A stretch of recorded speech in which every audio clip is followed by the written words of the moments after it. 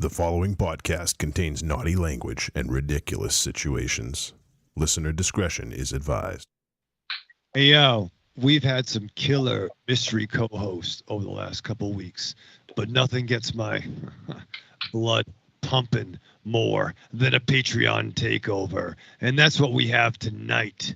So, without further ado, let's get down to business. I don't care what time it is. What is this? Must be a circus in town. Let's shut the shit down. Oh my God. Can I witness?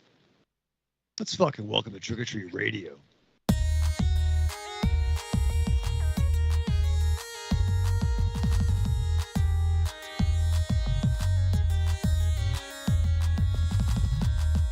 Welcome all you little zombies. You're listening to Trick or Treat Radio, starring the Deadites.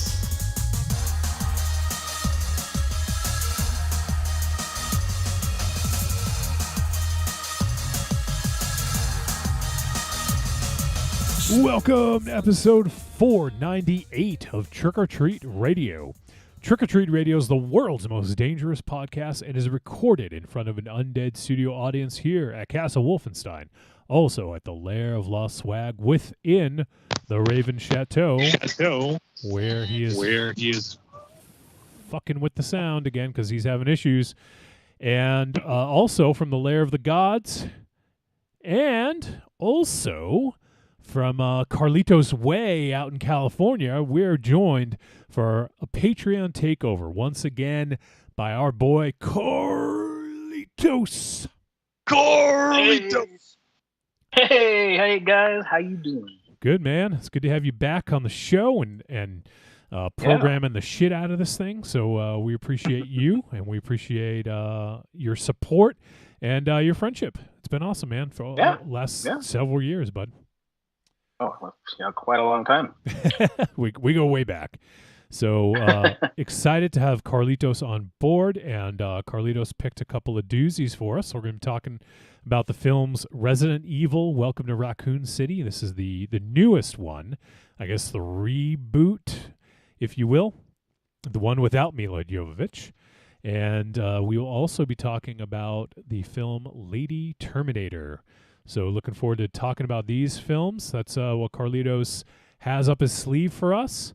And Ravechow, I got to say, the last couple weeks, you've been really channeling late 90s Triple H promos in your intros. Well, you know, Wolfie. Yeah, and that's really what I do when I'm home alone with Ollie. I'm in the shower. You just look in the mirror and do fucking Triple H promos and try to look like X-Pac. Yeah. I mean, one's pretty easy. The other's, also easy too. So, do you bring Ollie in the shower with you? Yeah. Is that what you applied? No. We did give him a bath over the weekend in the sink. Does he pee in the shower too? No, he's a fucking gentleman. Okay. He's the only one around these parts. He's a gentleman. He just sits there and watches you shower. It's a little creepy. No, it's protecting me. I watch him when he does his business to make sure there's no predators. And he's This is a creepy relationship you guys have. I mean, that'd be kind of cute, I guess. I don't know, but. Are you like poop bodyguards for each other or something? Kind of, yeah. No, it's like, he's very vulnerable. It's true, he is. Yeah. Things. And he looked up at me. He's like, Dad, you got my back? I'm like, I got you, boo. He's like, I'm into it. It's like, Dad, you got my back so I can drop a bomb here? Although, to be fair, I did have an intro for Carlitos. I thought we were going to keep a mystery Patreon thing going. Oh, not for Patreon. It's not a mystery. But I had a thing going on. I had an intro for him. Oh, well, you should have told me. Well, I thought we were in sync, like fucking. Well, apparently we're not. Why don't you go ahead? We'll do over, Rave Chat. Hold on. I'm gonna hide Carlitos for a minute. Everyone forget. I was just gonna do this. Yeah, everyone forget that Carlitos is here. Okay, let's use some mind control. Carlitos is no longer here. Oh, it's just the three of us, Raven Shadow. Oh, Do we have that's weird. Do we have a mystery guest? We do have a mystery guest, Holy Johnny. shit! Who is it? Can I announce him? Yeah. Be my guest. I'm glad we're in sync. Yeah. Thank you. Now we're fucking on the same fucking page. Thank you very much. But no, it's very exciting because we have not only is it a Patreon supporter, he's a fucking blackout tape all-star. Not That only is true. Yeah. True. Not only does he make contributing to the show not only a single but also a family affair. He is from the West Coast, and I don't mean to boast, but I love this motherfucker more than French toast. Our good buddy, Carlitos. Carlitos is here. Right? Oh, look at that. That was fucking. Hey guys, how you doing? Yeah. Wow. Big surprise. See, the thing is, Raven Shadow, with Patreon Takeover, like, we want to promote the person because, because it's not really a surprise. They're helping us to keep the show going. So, we want to, like, hype them up and make it a big deal. But, we had the best of both worlds there. Okay, good. I just wanted to make it. I wanted to give him something special. Well, I appreciate it, Raven Shadow. I appreciate everything you do for me. Really nice. Oh, I mean that, really. That sounded kind of inconsiderate. I don't. Good. Yeah, Raven Shadow. Yeah, I appreciate it. Yeah, thoughts and prayers, baby. That's the mother. Next he's gonna call you a miracle. Yeah, I am a miracle. Bless your heart. Yeah, bless your heart. That's it. Miracle Raven Shadow. I know what that means. Oh man. So yeah, that's what we're doing tonight. We got a couple flicks we're gonna talk about. I figured I'd update people real quick. I can talk tonight, which is nice. I was telling these guys before we started the show, Raven Shadow, while we were working on tech issues for you, that I hadn't really talked more than like 10 minutes for like almost a week. It was really bizarre. And then so doing the Star Wars show last night, I was like, okay, well this will be interesting. I'm gonna talk for fucking 3 hours about Book of Boba Fett.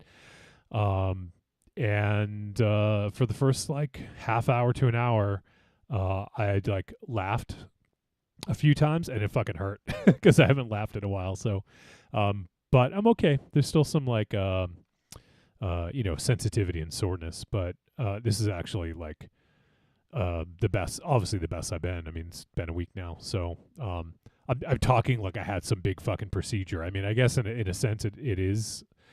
It's not like a trivial thing, but almost everybody gets this done. So, but most people don't get it done when they're 45, so you don't heal quite as easily and all that. So, but things are good. I can talk. Still a little soreness. I actually probably lost like 7 pounds eating fucking smoothies and yogurt and applesauce, but but that's the way it goes. But I did binge some TV, which I hardly ever do. So that was actually kind of nice. I watched. I'm all caught up on Peacemaker. I watched all the first 6 episodes. I haven't seen the one from today yet, but I think Carlitos, you said you've been watching Peacemaker, right? Yeah, I'm 2 episodes behind, but yeah, I've been watching it. Yeah, it's great. Love it. And Raven Shadow, I know you started it. How far are you in? Yeah, so without spoiler, I think I'm behind the newest. If the newest episode dropped today, then I'm all caught up. 7 came out today. Okay, and they're going 8, right? Yeah, one more after that. Yep. So it's wild. It's so much fun. And I've heard a lot of folks like reach out to me and like, oh, is that like it's in the comics? I'm like, no, none of this. No. like I'm not the fucking biographer either, but like aside from like Peacemaker's costume is exactly the same, and Vigilante's costume is exactly the same. Everything is all for the mind of James Gunn, but it works. And White Dragon's costume is the same. White Dragon's costume is the same, which is crazy. But White Dragon is not his father in the comics. I don't believe so. But like I said, James Gunn weaves some weird fucking shit in there, man. Like, yeah. Lots of Once like, again- as you mentioned last week in the last week's intro, lots of little sort of Easter eggs too. You know. Yeah, and even like Judo Master was part of those Charlton characters that Yeah. were bought up. And in the Judo books, Master. he was a full-size man. Comics. But God, that's why I one of the only actually I don't mean this, but if I did miss MZ, which I do, he would fucking adore the show, right? Would he not adore this? I don't know about adore. I think he would enjoy it more than other superhero stuff, but I mean, it definitely, he likes James Gunn for the most part, and it has that aesthetic to it. You know, it's got his feel behind it. So maybe. I don't think he'd love it. I think he would watch it and be like, yeah, that's pretty good. I don't think he'd watch it. I think you'd have to tie him down. Yes, to make I mean, him watch if you it. could get him to watch it, is what I mean. I just want to show him the interrogation scene between Judo Master and Peacemaker. Aries, you Yeah. have seen it as well, right? I'm You're almost just not caught up. I'm okay. about to start one. Okay. So you haven't I seen have not seen any of them any yet. of it. Okay, so we won't talk too much about it, but it's fun. It is wild, and I gotta say, like, I love John Cena as Peacemaker.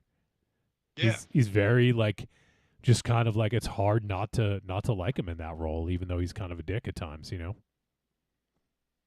And Yeah. there's that scene. It's not. It's in the trailer. It's not going to ruin much, but there's that scene where he's dancing in his underwear. That was fucking ridiculous. Oh yeah. And what happens after? He does a lot of dancing in that show. He does, yeah. In the fucking intro. That intro is the best. The intro, that part, and then there's another scene where he's kind of, I don't want to ruin it. I mean, I don't want to reveal too much, but he's having the feels a bit when he's dancing, you know. And if you guys love hair metal, that's the whole soundtrack's about. You know? Oh yeah, it's fucking awesome. Yeah. And Raven Shadow, what do you think of his partner Eagly? I love that's the best part of the intro is the end. Yeah. And Judo Master, yeah. That shit's funny, man. It's so fucking brilliant. God bless you, James Gunn. He's supposedly there's like another spin-off. I don't know if it's spun off from Peacemaker or from Suicide Squad, but apparently there's another HBO Max show in the works that he's doing. So should be cool. But yeah, so I watched that. And also I was like, you know what other shows haven't I watched in the last couple of years that I really wanted to watch? And I was just like looking on HBO Max, and I was like, holy shit, yeah, I haven't seen Watchmen. I really want to see Watchmen. Have any of you guys seen the Watchman TV show on HBO? Yes. I have not yet. Okay, Aries? I've watched the first one when it was on Hulu a while back, and I haven't had the time to revisit. It was on Hulu? Yeah, they did like a little weekend thing, and I was like, I'll cram this in, and I got one episode in. Oh, that's right. Yeah, it was for Juneteenth. I remember that, actually. For Juneteenth, they made it free, I think, for everybody to watch. So, okay, so I won't talk too much about it. But Raven Shadow, you saw the whole series? Yes, sir. What'd you think? Like, I fucking adored it. I fucking loved it. It, like, I don't know if you ever talked about it on the show before when you were watching it, but I want to go back and reread the comic. It's been a few years for me, like actually maybe like 10 years at this point. That's one of the comics that I probably reread the most after the initial read. And it's just like, this isn't really a spoiler to anybody, because it clearly doesn't take place in 1985. It is a sequel, and it references a lot of the events that happened in the comic book, and it picks up pretty much right where the comic book leaves off, like in terms of like everything that happened in the comic happened in this world. And so it is different from the Zack Snyder movie in that respect. And I thought, like, the way it was written, I thought the narrative was so smart, the way they kind of piece it together. And there was also some characters that like had secrets that you might not have known earlier on. And I thought it was fucking really good. After I watched it, I wanted to like go back, reread Watchmen and watch it again, I had no idea what to expect because even watching the first couple episodes, I'm like, I really enjoy this. I don't know what the fuck it has to do with the Watchmen. Right. Because on one hand, it is a modern day sequel to not only the comic, but it can also be a spiritual successor to the movie as well. And there's really the movie and the comic. I know there's been some criticism. I feel it's the exact same thing, aside from the ending. Yeah, pretty much. Where this, and I guess I get the fact that you could argue that Zack Snyder's take, you could think that some of these characters had powers because of what they did with some of the scenes, but I didn't need anything more with Watchmen after the show, which is funny how we go from Peacemaker and the Charlton characters to a Watchmen discussion. It's kind of funny. Yeah. Spoiler alert: comedians Peacemaker, folks. But I fucking adored it, and little by little, I'm like, oh Snoop, oh Snoop with the flashbacks and shit. Like, it was killer. And who would have thought that 227 would be as killer as she is in this? 227. Thank you, Aries. That's the daughter in 227, the Jack A TV show from the 80s. Where's Monster Zero? But she was the main character in the Watchmen show. Remember 227? No, I don't remember 227. That's why I'm befuddled. I don't know what you're talking about. With Jack Hay. I know what he's talking about. Marla Gibbs. Marla Gibbs was the mom, and there was a dad, and they were in the brownstone. And God. Yeah, a moderately successful sitcom from 30 years ago you're referencing, and you're surprised no one knows what the fuck you're talking about. Yeah, but two guys who fucking... Okay. Regina King. Why don't you just call her Regina King? Because I'm not as confused as you are, Johnny. So yes, the great Regina King. You're not as confused as me. She was in 12 episodes. I'm as confused. She was She was in 12 episodes. There's 116 episodes of that show, and she was in 12, and now she's known as 227. No, she was a daughter. It says she was in 12 episodes. That's wrong. Refreshing. Oh, I'm sorry. 112. You're right. Thanks. You can't leave the sleep we're fucking dealing with. You know what I mean? But she wasn't in all of them. Well, she's a kid. She's spreading her wings. She's going to college probably. And, Holy shit. Barry Sobel was in that show. Oh, yeah. Barry Sobel, the great Bill. Yeah. I can't say the great Barry Sobel with a straight face. But the formerly great. The mildly entertaining Barry Sobel. Yeah, mildly entertaining. There you go. Is that the guy that was always on as a judge on Lip Service?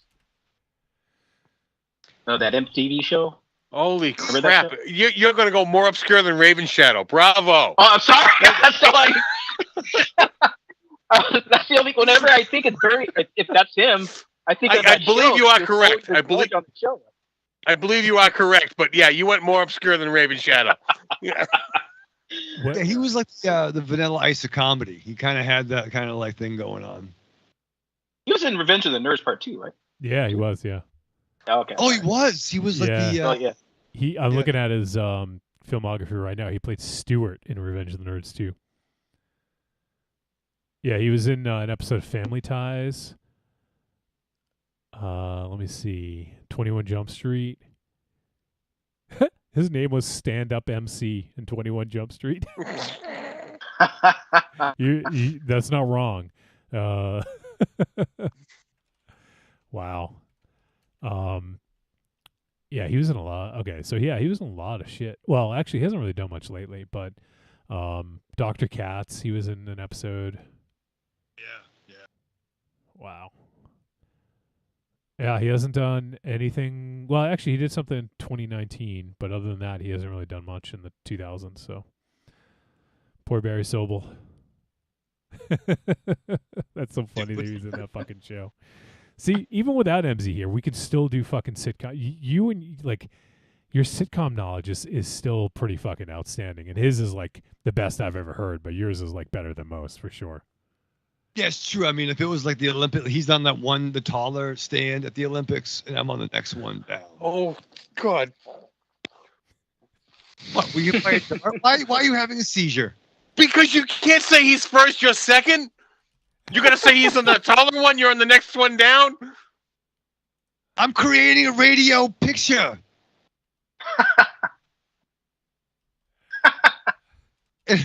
Right, Radio picture. I can't. Sound movies. The Watchman's dope.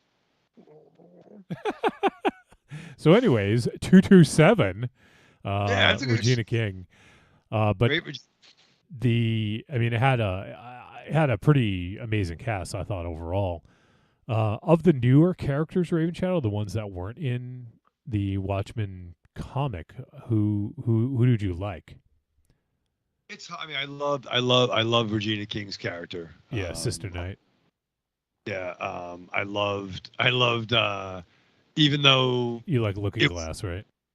he was cool, he was dope. I like the actor too. And even though this name was what I feel was co-opted from a Tick comic, Red Scare was pretty great. Oh yeah. I was actually wondering about that because I thought I'd heard a character with that name before. Yeah, it was kind of like the Russian Tick, if memory serves. Yeah. That comic, the old giant-sized Tick issues. But Don Johnson, how fucking great was he? Yeah, he was pretty good. I thought Jeremy Irons like almost stole the fucking show though. Oh my god. Once again, like I'm almost fascinated, and we didn't talk about this when we did the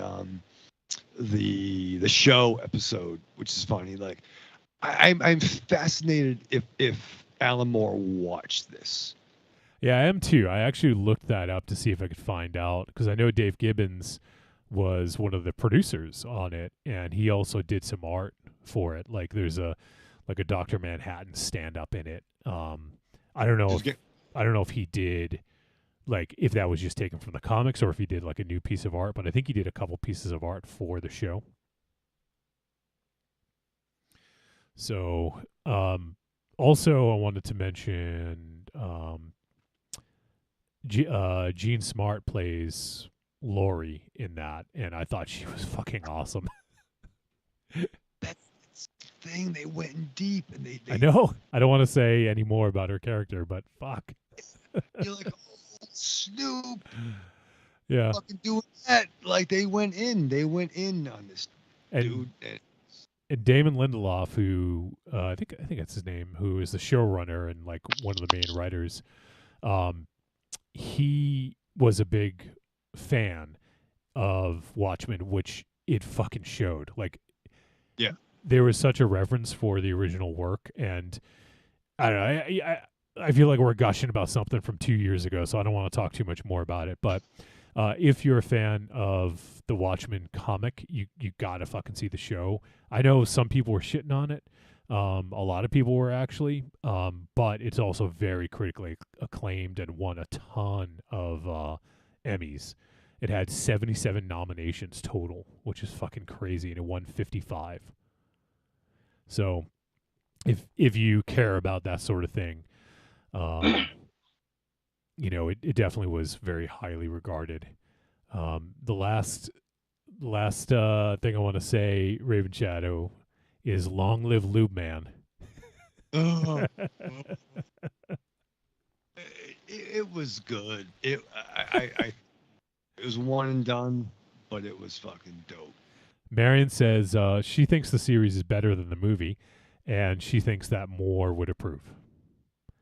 See, the thing about it, I kind of agree, and I kind of don't. He just has like a bug up his ass about anyone who wants to adapt something, which, you know, he said that, you know, he's said, long said, and we talked about this when we did the show a few weeks back. He just, you know, like, it was written for the comic book medium. That's where it should be. That's where it should stay. And he doesn't really like his work being adapt it, because at that point it's a different piece of art because someone else is taking it and doing their own thing with it, you know? So, I mean, I kind of get his point of view, but on the other hand, he did take a bunch of fucking Charlton characters and turn them into the Watchmen, right? So, or a bunch of fucking public domain characters and made them League of Extraordinary Gentlemen. Right. You know, nothing but I think once again, I think it just this was so ahead of its time, especially, and we got to put a fucking pin in it, because we have Carlitos here. But this was so, the masks that are worn, yep, the movements that happened, the things that were going on, like in the zeitgeist of the world. This was kind of on the peripheral. Yeah, and dare I say, Raven Shadow, this will be hailed as an important piece of art, I think. It was important, Johnny. Thank you. And this isn't spoiler, because it literally opens with the with Black Wall Street, the Tulsa race riots from 1921, I think it was, or 22, and right. you know, so that's something that's not really covered very much in history. So it actually brought that to the forefront, and now there's like more documentaries and more being written about it because they did a lot with it. So it is, in that sense, kind of an important piece of art because of that, you know. Yeah, I'm glad I loved it. Marion says the only criticism of Watchmen that I saw was racially motivated, saying it was too political. Yeah, I mean, I could see that. And well, that was the comic book, though. I know, I know. Oh, yeah. You know what? Let me try to put an end to this, and maybe a continuation at the same time. If any of our listeners feel like we should dive deeper into our little tangents, bring it up, and we'll do a Patreon episode of whatever you want. For sure. If you want us to dive into the Watchmen movie and TV shows, say it, and we'll do it. You want us to do it? Like, I will sit down and I'll watch the show, and I'll set aside whatever time and do the Patreon. I realize with MZ now, with MZ gone now, there's a hole, and I've missed a lot of the Patreons. I will try to make more of an effort to be involved if our listeners want that, and they have a direction for us. Sometimes we struggle with directions for the Patreon. If you have a direction, if you have a topic, let us know, and we will dive into that. Yeah, I think that would be an interesting one, Raven Shadow, to talk about further. So let's table the Watchmen discussion, and it's, if people want to hear more about it, something we can dig up and talk about in the future. So, but we do have Carlitos, and I want to talk to Carlitos because people want to hear him too. They don't want to hear us just fucking gush and rave about Watchmen. So, Carlitos, how about you? You've been watching anything else? Any shows? Any movies that you'd like to talk about before we dive into the film discussions? Yeah. Aside from Peacemaker, I just started watching Gangs of London. Oh, nice. Yeah. Which is, it's awesome. It's Gareth Evans' show, guy who directed the Raid films, of course, and all that. But while there is that type of action in that TV show, there's a couple of big fights in the first 2 episodes. It's not really an action show. I wouldn't call it an action. It's just a straight up crime drama peppered with these types of action beats, and it's really good. I'm only 2 episodes in, but I want to jump right back into it. I had a bunch of other stuff I had to watch. Of course, I had to watch. Asia wanted to watch Encanto with me, so I was like, okay, we'll put that. Which I enjoyed. I actually enjoyed that film. As far as other stuff, I can't remember. I'm trying to draw a blank. I've been playing a lot of video games, that's for sure. Oh yeah, what have you been playing? Right now I'm bouncing between Dying Light 2, which just came out last week, I believe, and trying to finish up a game called No More Heroes 3 on the Switch. Oh, is that which is I remember No More Heroes from. I forget what system it was. Was it Wii? Is that the? Yeah, it started as a Wii title. The first two And it was like the came out on the Wii. Was it the cell shaded game? That one? Yeah. Okay. Yeah. It's like a hack and slash. Yeah. Yeah. No, that was fun. Yeah, it's like a hack and slasher. Yeah, it's a pretty good game. The third one came out, and they actually re-released those two Wii games on the Switch, so you can play all three games if you want. Cool. And that's been fun. I'd say what I've watched prior to the weeks, but I can't. I'm actually drawing a blank at the moment, other than Gangs of London and Peacemaker. I gotta check out Gangs of London. I know Corin Hardy had directed a few episodes of that as well. Yes. Who I'm a fan of as a director, even though he hasn't done a ton. But, Xavier Gens too. Oh, nice. Okay, that's awesome. I didn't know Xavier did some stuff there. Cool. Yeah, he did. I think he does some of the later episodes. Nice. So yeah, that's cool stuff. I'm gonna have to definitely check out Gangs of London, and if I had enough time to watch another show, that might have been the next one that I jumped on. So it's on the docket though. I definitely want to check that out. Let's see. Creepy Girl just popped in. She says, I watched a very low-budget film the other night called Winterbeast, filmed in Massachusetts. Oh, yeah. Oh, I did watch that. That was one of the ones I could think of. Really? Oh, shit. That's funny. Yeah. That's, you guys got to check that out. It's a doozy of a bad. Yeah. That's something, all right. Winterbeast from 1992. Which looks like it was made from 1982.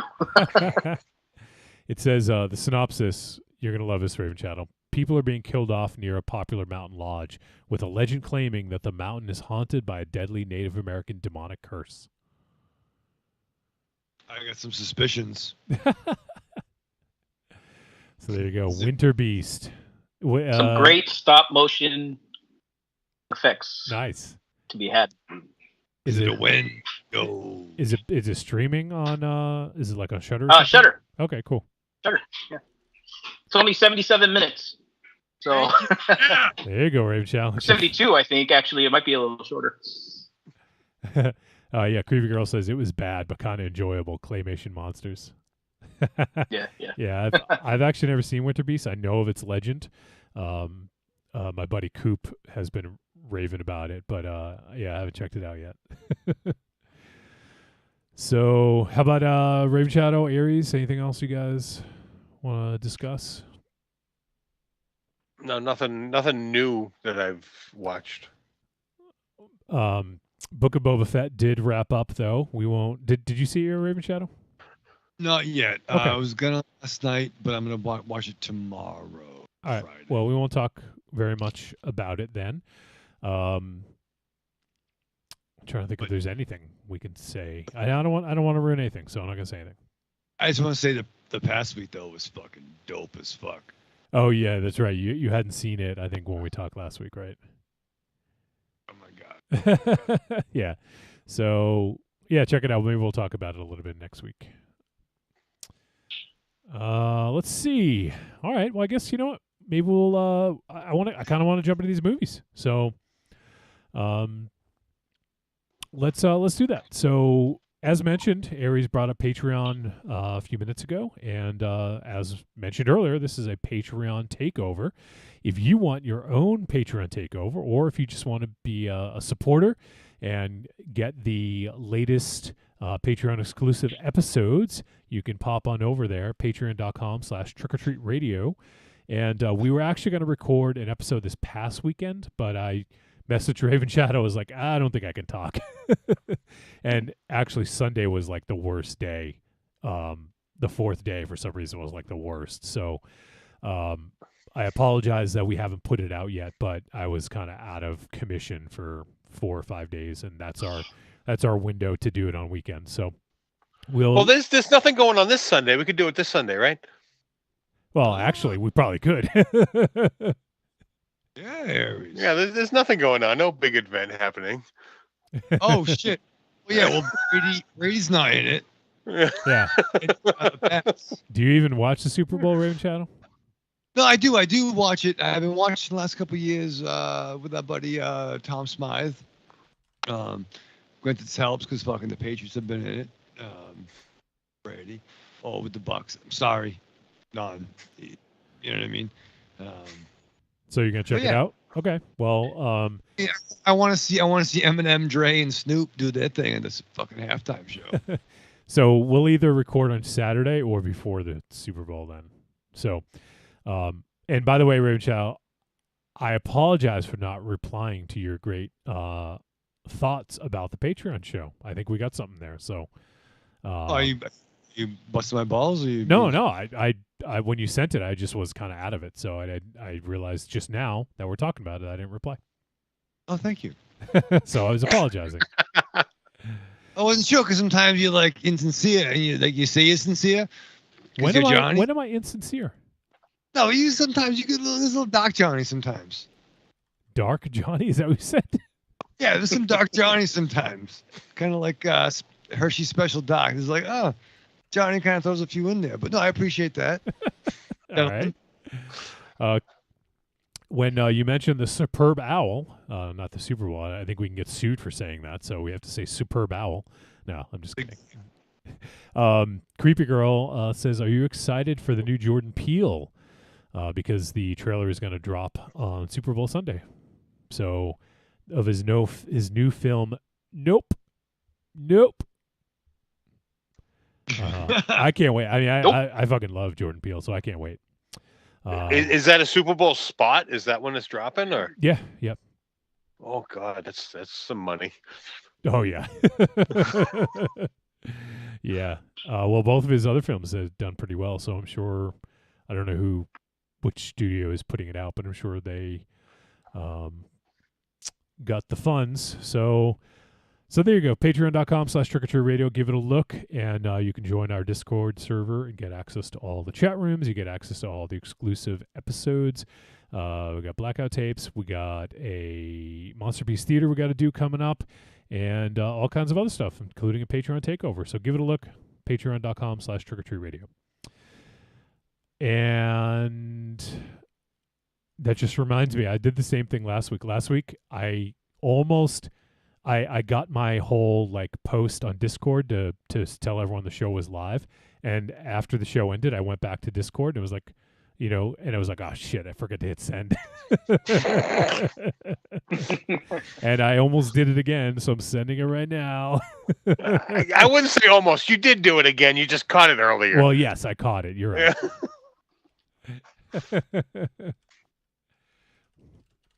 And so there you go. Patreon, give it a look. The other ways you can support, TrickOrTreatRadio.com. Scroll down, look for the Amazon logo. You click it. Going to bring in Amazon. It's going to input our affiliate link automatically. You buy tons of shit. We get a cut. Raven Chow, it doesn't cost them any extra. But it's another way to help keep the lights on. So there you go. So consider supporting us using our Amazon link. And finally, on TrickOrTreatRadio.com, there is a store. You can click it, bring it to our digital storefront, and there you can buy the greatest hits of Trick or Treat Radio Volumes 1 through 3. And $3 a pop. You can hear the highlights, the lowlights, the midlights, everything in between, the arguments, the songs, the interviews, whatever. If you miss MZ, he's on there a lot. So go check those out and consider supporting. All right, Raven Channel, you sit down. We're going to talk about Resident Evil Welcome to Raccoon City first. You sit down to watch Welcome to Raccoon City, and also you sit down to watch Lady Terminator. What do you do to prepare for these flicks? I get confused because I want to get Welcome to Ape City, but that's a different thing altogether. And then I like Schwarzenegger, but it's not quite the same thing either. But you know what? I get excited because Carlito's in the house, and he's fucking going to hang out with us. So while I'm not, I can't even, I couldn't even hazard a guess where these conversations are gonna go. But you better believe, fucking strapped on.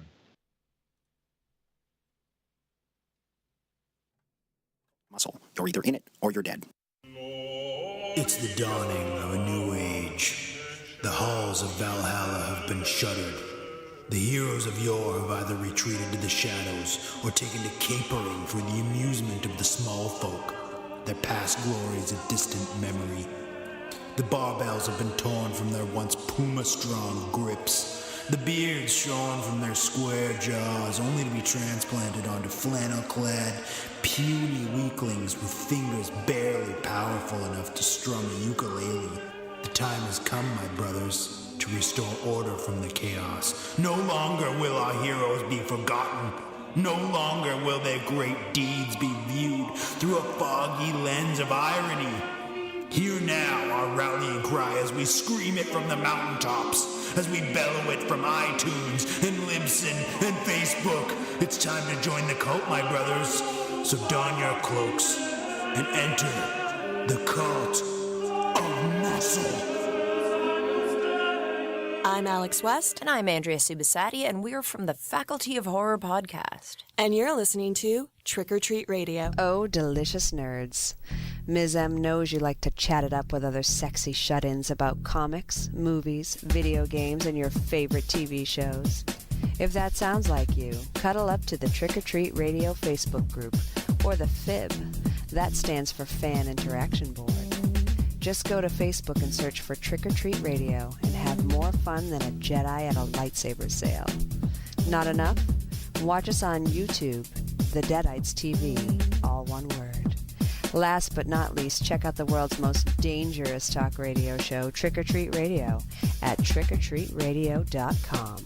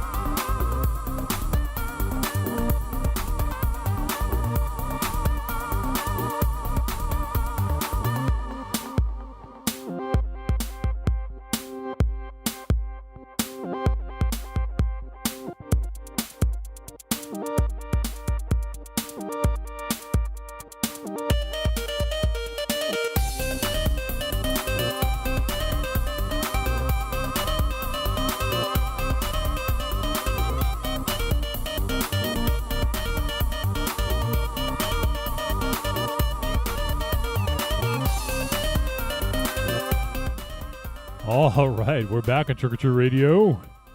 It's funny, I hit the button to go to the title screen and it never went. So people just saw us like getting up and walking away. The magic is has been lifted. I saw behind. Oh no, the horror! Yeah, they thought we sat here the entire time. I know. Hopefully Carlitos didn't pick his nose or anything like that. Oh, no, I'm good. Okay. All right. I'm aware that I was, okay, good. on the stream. I was like, oh, shoot, we're being with this behavior. Oh, shit. Yeah. All right. So we're going to talk about Resident Evil, Welcome to Raccoon City, first and foremost. This film got a theatrical release at the end of 2021, but hit VOD. It's digital. You can buy it digitally or rent it now. And the film is an hour and 47 minutes. And let me pull up the other info here. It is obviously an action horror sci-fi film. It is directed by Johannes Roberts. And I think we talked a little bit last week about him. He has done He did the 47 Meters Down films and The Strangers sequel, Pray at Night. And so this is his latest effort, and he also wrote it. And the film stars Kaya Scodelario, Robbie ML, the other ML. Oh, Raven Shadow's not there. You'd probably get a little excited about that. Hannah John Kamen, Tom Hopper, Donal Logue, also someone else Raven Shadow get excited about. Neil McDonough, Chad Rook, Marina Mazepa, and Lily Gao. Echo. What the fuck? I'm here. Can you hear me? Yeah, I think we're echo.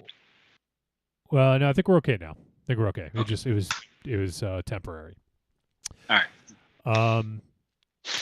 So the synopsis of this one, set in 1998, this origin story explores the secrets of the mysterious Spencer Mansion in the ill-fated Raccoon City.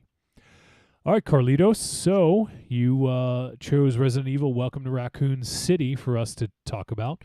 What was the thinking behind that? What made you choose this one?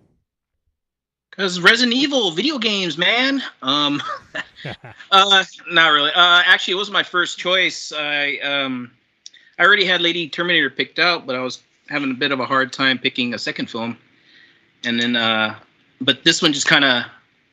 Then I thought about this, and I haven't seen it yet, and everything just kind of fell in line. I was like, okay, comes out this week, so people probably want to see it. We could review it here. Also, you know, I'm a big Resident Evil fan, and I could add my insight and input on that if this movie's any good. And along with you guys, it's kind of just, I don't think you guys played the games too much, so you guys could just review it just as a movie, and that's pretty much why I picked it. Yeah. So when you say you're a fan of Resident Evil, you're talking more of the games, yes, not the previous not movies. The films. No, yeah, the games, the Resident Evil games, yes. Yeah. Now, how did you feel about the previous movies? I'm not in love with them. They just kind of fall into the places like if it's on, I'll watch it. Like they're not. I don't find them super terrible, but I don't find them like really great as far as how closely they're in line with the games. I don't really care about all that stuff. It's its own thing, so that's kind of how I view it. It's just too slick and too much of an action series for me to really appreciate it fully. But yeah, it's fine. That's just pretty much how I think about it. It's fine. So yeah, and the original Resident Evil back, I believe, if I'm not mistaken, PlayStation 1, I think. Yes. Yeah. I played that one. I did finish that one. That's, I think it, I'm trying to think. I did 1 and 2. I'd have to look at the list and see which other ones I played, but I've done the first and second one for sure all the way through. I played a handful of the others, and some of them I didn't finish.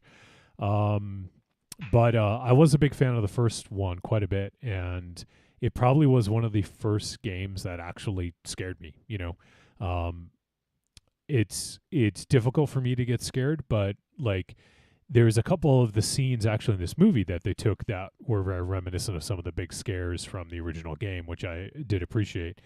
But yeah, so I was actually super curious because this seemed to be more in line with the game than the Mila Jovovich series of films were. They took elements of it and things like that. So I'm sure there's some stuff that was close, but not everything. But no, I don't hold it in high regard. I'm not a purist. I'm not gonna be pissed if they changed a little detail here and there. And I'm also there's a lot of distance between when I last played Resident Evil 1 and watching this. So for me, I remember the high spots, but I don't remember a lot of the details. So I think we will get a kind of a well-rounded view of this from someone who's a huge fan of the game, someone who's more of a casual fan, and then Aries, I can't remember, did you play the games? I played the games not to the fullest, more of casual playing. I didn't own any game, but I would play at other people's houses to some degree, to the extent that things felt familiar while watching this movie. Yeah. Okay, cool. I know it's just about to ask Raven Shadow a question, but he got up. And of course, he's up and moving around. Raven Shadow, you know I'm asking Aries a question. Like, I'm going to go to you next. How about you, Raven Shadow? You played, didn't you play the original game a little bit or something? A little bit, and sorry, all it needed is baby tossed. He got a new octopus baby for his birthday, which is yesterday. Oh, happy birthday, Ollie. Yeah, happy birthday, Ollie. Happy birthday, Ollie. Ding, Carlitos. Aries, nothing. Yeah, go fuck yourself, Ollie. That's fucked up, bro. My man's turned 12, but that's okay. But Johnny and Carlitos are fucking representing. But similar thing. I didn't have a PS1. I had we talked about it last week, like the N64. But I played it over a friend's house, and it was dope. And it was at that time, like Resident Evil and like Tomb Raider franchises blew up. In terms of game characters. Yeah. Street Fighter and Mortal Kombat era, which are probably the biggest games, depending on your age bracket. But I thought this movie felt more like the game. Yeah, even down to some of like the little details, I would say. So, well, let's. What's that? Sorry, go ahead. And even some of like the shots too. Like it's framed. Yeah. I think a lot of this movie is framed like cutscenes. Yeah. So let's jump into it, and let's kick things off with Carlos. I guess you don't have to blow your load on the verdict here, but kind of like first impressions when you're watching it. Do you feel like they did a good job of giving you the feel of the video game?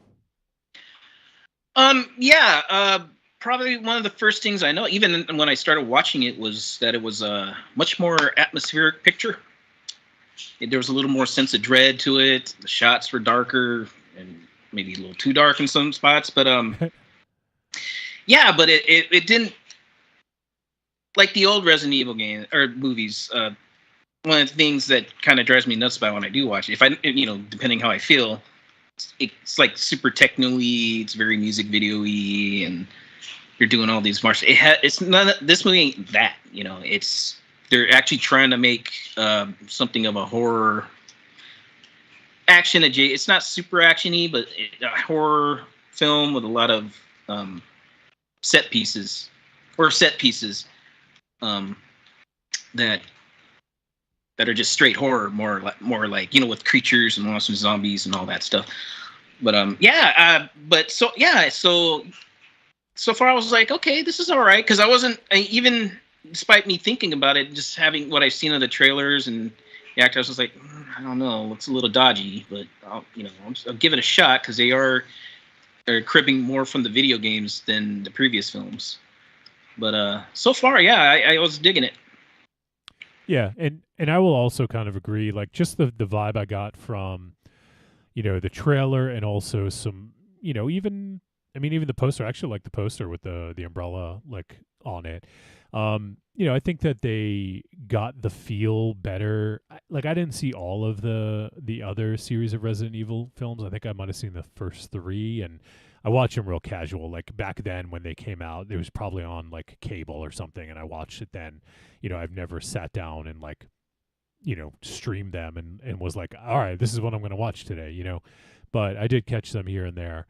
And they weren't terrible, for what they were. There was some decent action, and they looked slick and all that stuff. So, no major problems with them. I just didn't especially love them either. But with this one, I definitely feel they're going for more of a horror vibe as opposed to an action vibe, which is what I think the other series was action first, horror second, and this I think was the inverse. This is horror first, action is maybe not even second in this. There's exactly what I was trying to say. Yeah. There's not there's not a ton of really good action in this, but I think that they nailed a lot of the look of it, and I thought the house looked awesome. The mansion looked pretty good. I didn't see all of the, I guess the high spots that I was hoping to find, but I got the feel that they were in the same house from the game, and I didn't get the hallway scene with the dogs the way that I had wanted. That's one of the ones that I really would have liked to have, if I'm surprised they didn't add that. Yeah, I was surprised because that is one of the most memorable scenes from the game. Yeah. But if I'm not mistaken, didn't they do? I think they did that in one of the other Mila Jovovich Resident Evil films. So maybe, or something maybe like the it. First one. Yeah, so maybe they're like, oh well, they did that, so we're not going to do that. But there's that scene, and they show in the trailer with the zombie turning around that is like straight out of the game, and and I feel like that was a really impactful scene, and that looked really, really good. Overall, yeah, I'll stick with that. I'm not going to get too much into the nuts and bolts yet, but how about you, Aries? Well, here's a question I kind of wondered about. This movie was set in '98, which is in the ballpark of the original run of this. I know it's after the original one, but is this a significant date? Is this the release year of the second one or something? Or is this just kind of trying to tie in the tech that they were using in this movie? I haven't played the original in a long time, but I believe I could be mistaken because I'm not 100% sure. I think the original game actually took place in '98. It was like a few years into the future, but I'm not 100% sure on that. And then okay. Yeah. So but it came out in '96, so it's yeah, that's why. I mean, I knew it came out before '98, right? So, but I was like, why are they setting this in '98? That seemed very deliberate for whatever reason. It's in line with the first two video games. Yeah, I didn't because it seemed like the second video game came out in '98. '90. Okay, well, that was what I was wondering because it seemed to play into both the first and second one, if my memory serves. So I was wondering if that was the release year of the second one. That was why they chose that. Yeah. So yeah, I'm looking. Okay, so yeah, Carlitos is right. Resident Evil was released in '96, but it took place in 1998. All right. So okay. Did you have any additional thoughts, Aries? I mean, I got a lot of thoughts. I don't know how. I mean, I guess we're trying to move things along and mostly talking about like linger in how it related to the video game at first, like your memories of it. Yeah, I mean, it sparked some memories. It's been a long time since I played those original games. But there were certain things that just was like, that's a video game. I don't know whether it was just the general feel of it or they were matching the shot. A lot of the mansion stuff and even some of the police station stuff. It definitely I was like, that's the game. And I don't know whether it was just, like I said, a shot for shot recreation or just they created the aura of it and it sparked that nostalgia for me with a lot of things. But it definitely it had a video game feel to it, and they nailed that. Yeah. How about you, Raven Shadow? Based on your memories of Resident Evil, what were your thoughts about this and how it related to those? And I thought it did. I thought definitely the zombie scene was, for one, the turnover, with the room. I thought some of the shots were, even the way they held their guns. Yeah, true. That's a good point. Like they, would you call the series a it wasn't really a first person shooter, but no, third person. Yeah, like you saw the back of the character. And then you had all the cut scenes. That was big in those days. But I thought it was shot more like a video game. And on one hand, that's not always a bad thing because that's what you're adapting. It's like, oh, I watched a superhero movie and it felt like a comic book. Maybe I'm not saying that the Ang Lee fucking failed attempt, but if you felt like you were getting something from that world, and when you're adapting a video game, you're not adapting a stage play. Right. Yep. It's not a like-to-like comparison, but I thought this. You know what came to mind? Almost more akin to the new Hellboy. This is more akin to the new Hellboy than the Del Toro pictures, where this was more in that adaptation of the video game than, say, the Mila Jovovich pictures. Yeah. Is that too weird of a jump? I mean, if that's your thought, then no, it's not. I could see what he's saying. Yeah, I see that. In terms of style, yeah. Now, how about the portrayal of some of the characters? I mean, obviously, they're not gonna, have them match exactly. I mean, who really, I don't really care if Claire looks like the Claire in the game, or if Chris looks like the Chris. That's not really a big deal to me. So I didn't really care. But was there any actors that stood out as good or bad representations of those characters, or if you don't remember, just their performances in general? There was definitely fucking Alpha Male 4000. That dude who was like, that fuck is the Hoss, or the big tough guy. Which one? Wesker? Wesker one? It's the kind of young, the one who had the sort of scene at the end. Yeah, he eventually wears sunglasses. Yeah. Okay, yep. That guy who has the Wesker. That's what I do. Though I like the dude had good hair. I like the other guy, the young kid. I liked him. Robbie ML. Yeah, he's my boy. Oh, you mean the one with the long hair? Yeah, long hair. Oh, Leon. Hair. Leon, yeah. His name is Ivan Jogia. Yeah. He's my boy. Did you like Chris Redfield, played by Robbie ML? Mm-hmm. You're a big fan of the ML family, aren't you? Yeah. I'm like, oh shit, no, it's not Steven. Is he the dollar store Steven, or are you like Robbie? Yeah, no, he's made for video games, Steven Amell. Jesus Christ. Oh God, Jesus Christ. You know what? I apologize in advance. Raven Shadow, name another thing that Stephen Amell did. Quickly. Heels. What? Seals? Heels, he said. Heels. Oh, heels. Oh, okay. Something else? Carlitos, he asked me a question. I gave the answer, and he went to my fucking boss. See, it's like that meme where the girls wear that metal shirt, and you're like, say, name 5 songs from that band. So you got to name 4 more. Okay, yeah, kicking it up a notch. Name 4 other things. Fucking, I want to be sedated. Teenage lobotomy. How many? Because you were able to name the one current thing he's doing,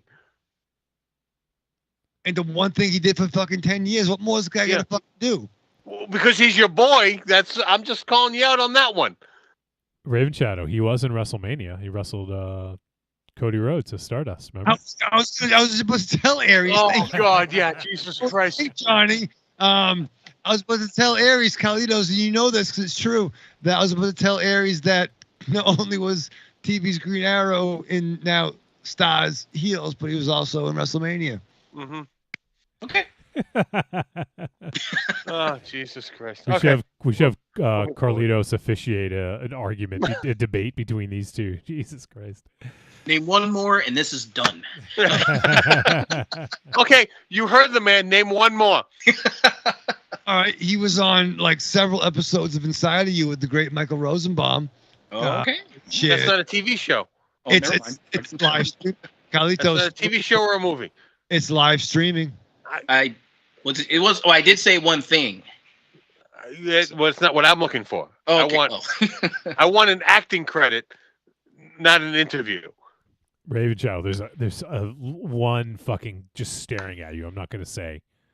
Oh, he was in fucking Teenage Mutant fucking Ninja Turtles. He was Casey Jones. There you go. All right. That actually wasn't the one I was going to say. I was going to say you could use the Flash, you could use Legends of Tomorrow, you could use Supergirl, you could use Batwoman, like any of those fucking crossovers. You know, you could have done that, but no, you didn't. But no, I'm going to call bullshit on that. But I came correct. I mean, he's no Elias Cotes. You know what I mean? Oh, no one is. No one is. That dude was fucking dope as fucking Casey Jones. All right, my apologies for sidetracking. Let us move forward. Did I fucking satisfy you, God of War? No. Fuck. All right, so how about you, Carlitos? Did anyone really stand out to you as like, you know, like kind of like the embodiment of the character you remember from the video game, or just in terms of performance? Well, that's the thing. I like the directions they took with the characters. Leon, for example, he was kind of dopey. Like he's not a bad. He's like a rookie cop who's in over his head and has Claire kind of help him, guiding him and trying to survive and stuff.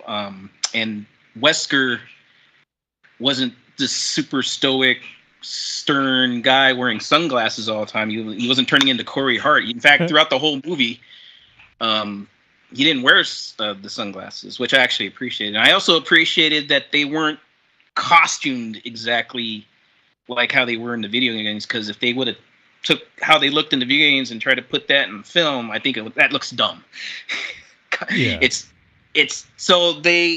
was more quote unquote realistic, but there was some color that wasn't overdone to where it would tell you, hey, yeah, this is Chris, or hey, yeah, this is Wesker with his magenta color, dark reddish color.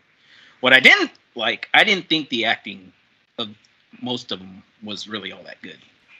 Yeah. I didn't think Robbie Amell was that good. I didn't think Jill was that good.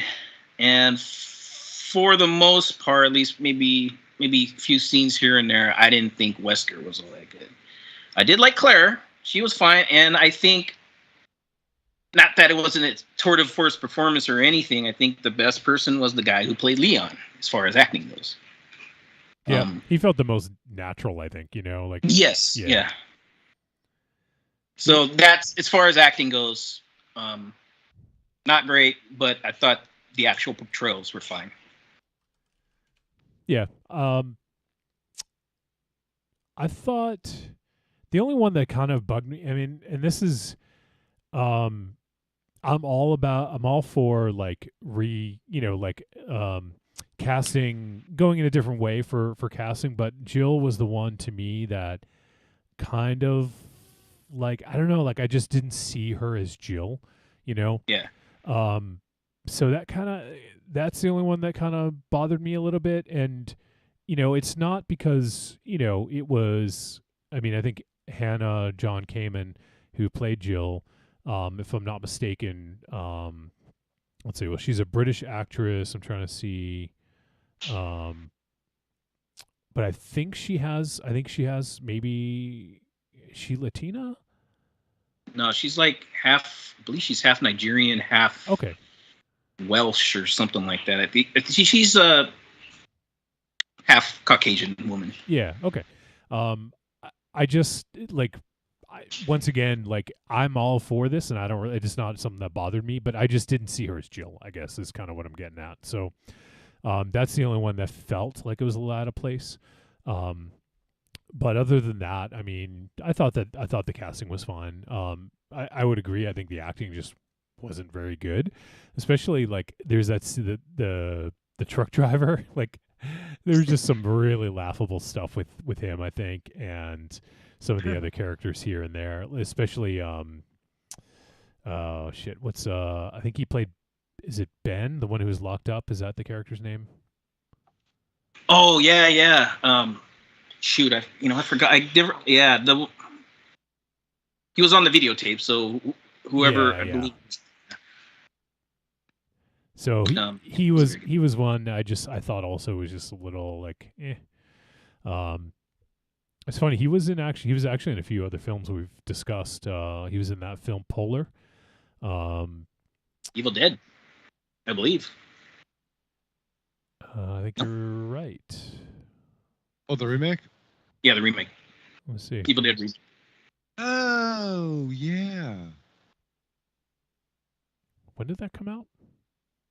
Oh, shoot. I don't see him listed here for Evil Dead. I thought he did look familiar from that. I thought it was the guy. I could be wrong.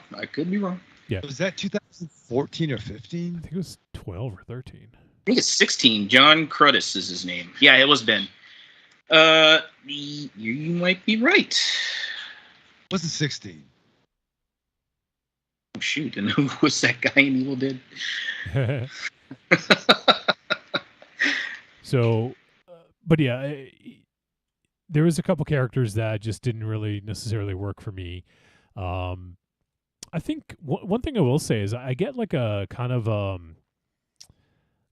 I wouldn't say he was especially good in this necessarily, but I think Robbie Amell has like a good charisma to him, you know? Like it's almost like let's see, like the Hemsworths. Like I get the feeling like he's like the lesser Hemsworth of this family, you know, like, but I feel like he is I think he's got a good look to him, and I think he's got like pretty good charisma on screen. So I could see him eventually even being like potentially a bigger movie star than his brother, because his brother is mostly done TV. He's done some movie work, but you know, I could see something like that. But other than that, Neil McDonough, he's got a very distinct look. It's always fun to see him pop up and stuff. He's kind of hit or miss, I think, but like, you know, he's been in like Minority Report, and he played Dum Dum in Captain America: The First Avenger. Oh my God, he's so good. He was in fucking Justified. He was in Ravenous. Oh, Ravenous. Yeah, I fucking love that movie. Yeah. First Contact. He was Mr. Hawk.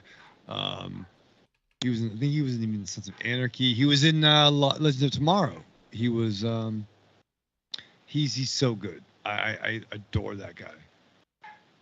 Yeah, no, generally I like him, and I thought he was a little over the top in this, and maybe that's what they had him sort of like portraying a little bit over the top. So I would say, just in general, I think the acting was just like kind of passable in this. You know who was over top was Donnell Logg. Right, I was just gonna bring him up. Raven Shadow. You missed when I mentioned him earlier. I know you're a big fan. I'm a huge Donald Logue fan, and I wasn't sure. I'm like, is that fucking Donald Logue? Fucking, how could you not tell? He's like, because he looked like he was 70 when he popped up. Yeah, Jesus Christ, he aged like 20 years in the last 5. Wow, he looks a little haggard. Yeah, it's like whatever painting was in the closet was moved out. Maybe, yeah, the curse is coming unglued. Because I love that dude from fucking Blade, from fucking the super short-lived Terrier show on FX, which I got to show Marion. He's been the most fantastic Harvey Bullock. I adore fucking Donna Logue. I will always remember him as the in those MTV commercials, that cab driver. Right, he started out as the fucking cab driver. With the greasy hair and the Coke bottle glasses. Yeah. He's fucking brilliant. His sitcom was great. Yeah. The name of it escapes me right now, but I could so relate to that when that was on. It was I had him. I just Grounded for Life. Grounded for Life. The one? Okay. Yeah. I was gonna see the Donald Logg show. I'd watch that. It'd be like, insert like schlubby dude with super hot wife and add kids. Oh yeah, I mean it was very formulaic, but for whatever reason I could relate to it because the premise behind it was him and his wife had their first child very young, and they were trying to come of age while their child is growing up at the same time. Oh, really? Where that happened? And also, the MTV character he played, that was Jimmy the cab driver. Yeah. Yeah. Fucking Jimmy the cab driver. It's just funny because they're like, oh yeah, he's the guy in the movie. He was the fucking cab driver, MTV. Like, oh yeah, he's good, definitely good. But he's killer. I mean, his Bullock, god damn it, fucking A, god damn it. His Harvey Bullock was killer. Oh yeah, I forget he did Harvey Bullock as well. That's good. So yeah, I mean, you know, I think there's some good, there's some bad. In terms of, I guess we'll just kind of jump into it now because I want to get to the verdict soon. But I think the biggest thing for me was the lack of action. Like, not that I think they specifically wanted to get away from action because that's what the other series was. So I feel like they did that. It was like a concerted effort to really like steer clear of doing too much action. But I think we could have used like maybe a little bit more in this to really kind of drive the point home. Yeah. So, but anything else stand out to you guys about the film? Anything you liked, didn't like? Carlitos? What did you guys think of the CGI? Because I know that's a point of contention looking around about the film. I hated the CGI. It looked bad for a video game. Yeah, I wasn't. Oh, go ahead. I was in love with it. I think some of the zombie effects look pretty good, though. I will say that. Yeah, I thought the zombie effects were good. Yeah, some of the CGI did look a little dodgy, but it didn't really bother me too much. Well, for how good the practical effects looked compared to the CGI, it really was night and day. Right. And if you're going to have, sketchy CGI, you kind of need sketchy practical effects. Like, you can't go all in on the practical and then, like, skimp on the CGI. It stands out. So they should have made the practical effects worse, is what you're saying? Yeah, they could have evened out the budget a little bit. Yeah. It looks like they put it all in the sets. I do believe that this movie kind of suffered a bit from maybe its limited budget.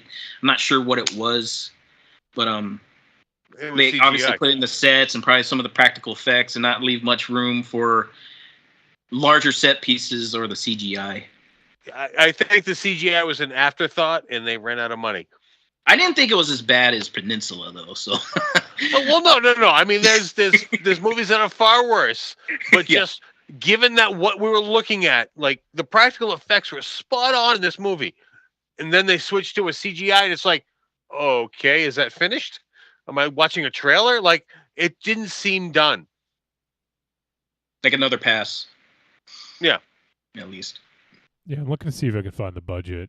It's actually not listed on Box Office Mojo. I'll keep looking to see if I can find it, but I imagine this is sort of like a lower to mid-tier budget film. I mean, it did get a theatrical release, so it had to have some money behind it.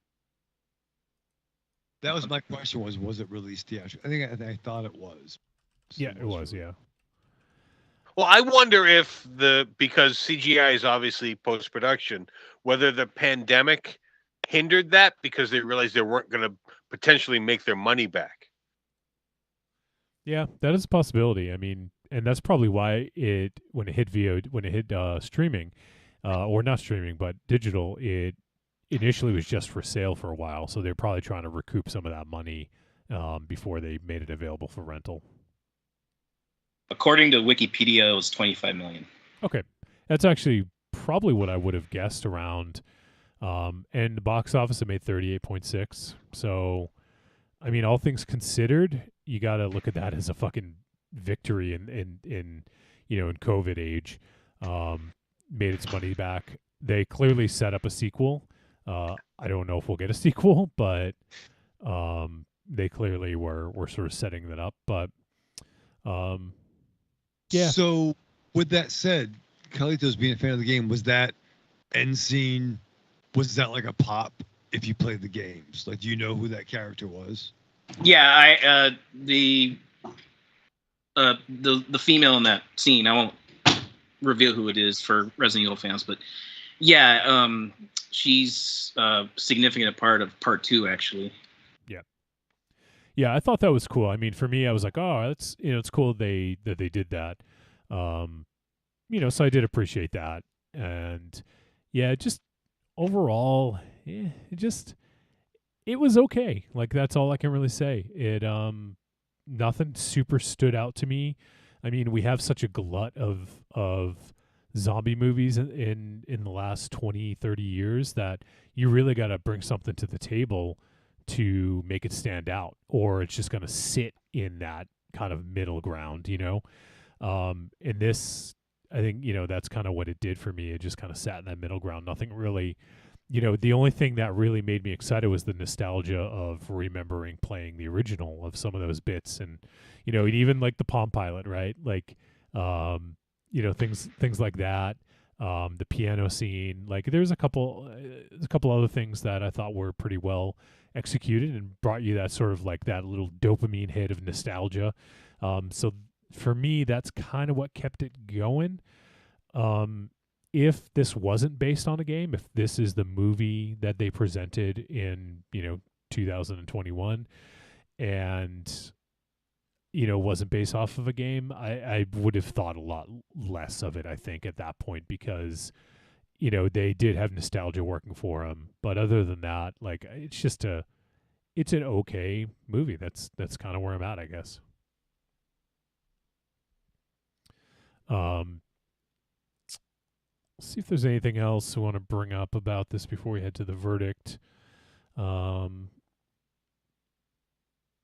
What about the mansion? Did you guys think did the mansion kind of remind you of the game, Carlitos? The scene where they first walk in and they're in the sort of the hallway or the entrance. Yeah, the entrance, the main hall, the hall. I thought that was that's definitely accurate to the video game. I thought what really jumped at me as far as accuracy in terms of location or setting was the police station. The shot of the police station where Leon was sleeping with his Discman because it's the 90s, right? And they did a kind of a back. I think it was a back zoom shot, and they kind of showed the whole hall of that setting, and you could see the statue which is in the game, and just the setup, and that was a good callback there as far as. And as far as stuff like that, I never felt it was forced. It was just establishing a scene that just happened to look like a scene from the video game. So yeah. Aries, do you have anything about the mansion or any of the sets or anything like that? No, I mean, I already kind of spoke on those. I do feel they were kind of spot on to the video game and have that feel to them when they showed the shots they needed to show. It definitely, they wanted to portray a video game, and they did it with those scenes. Yep. All right. Well, I think we could probably head to the verdict on this one. So let's do that. Trick or treat, baby. I wonder if people would say you're a trick or a treat. Motherfucker. All right, it is verdict time. We're going to let you know whether Resident Evil Welcome to Raccoon City is a trick or a treat. Any final thoughts? Let's kick it off with Carlitos. Yeah, I'm gonna go ahead and give this a treat. I was actually going in suspecting something that wasn't too good. The portrayals of the characters, I thought I liked the direction they took with the characters, but the acting wasn't great.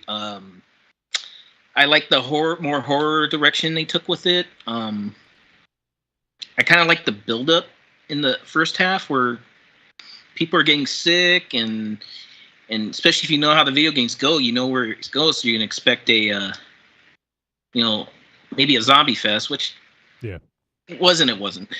But yeah, it's a movie with flaws, but you still might enjoy it because it's still a creature feature, a monster movie, a zombie movie.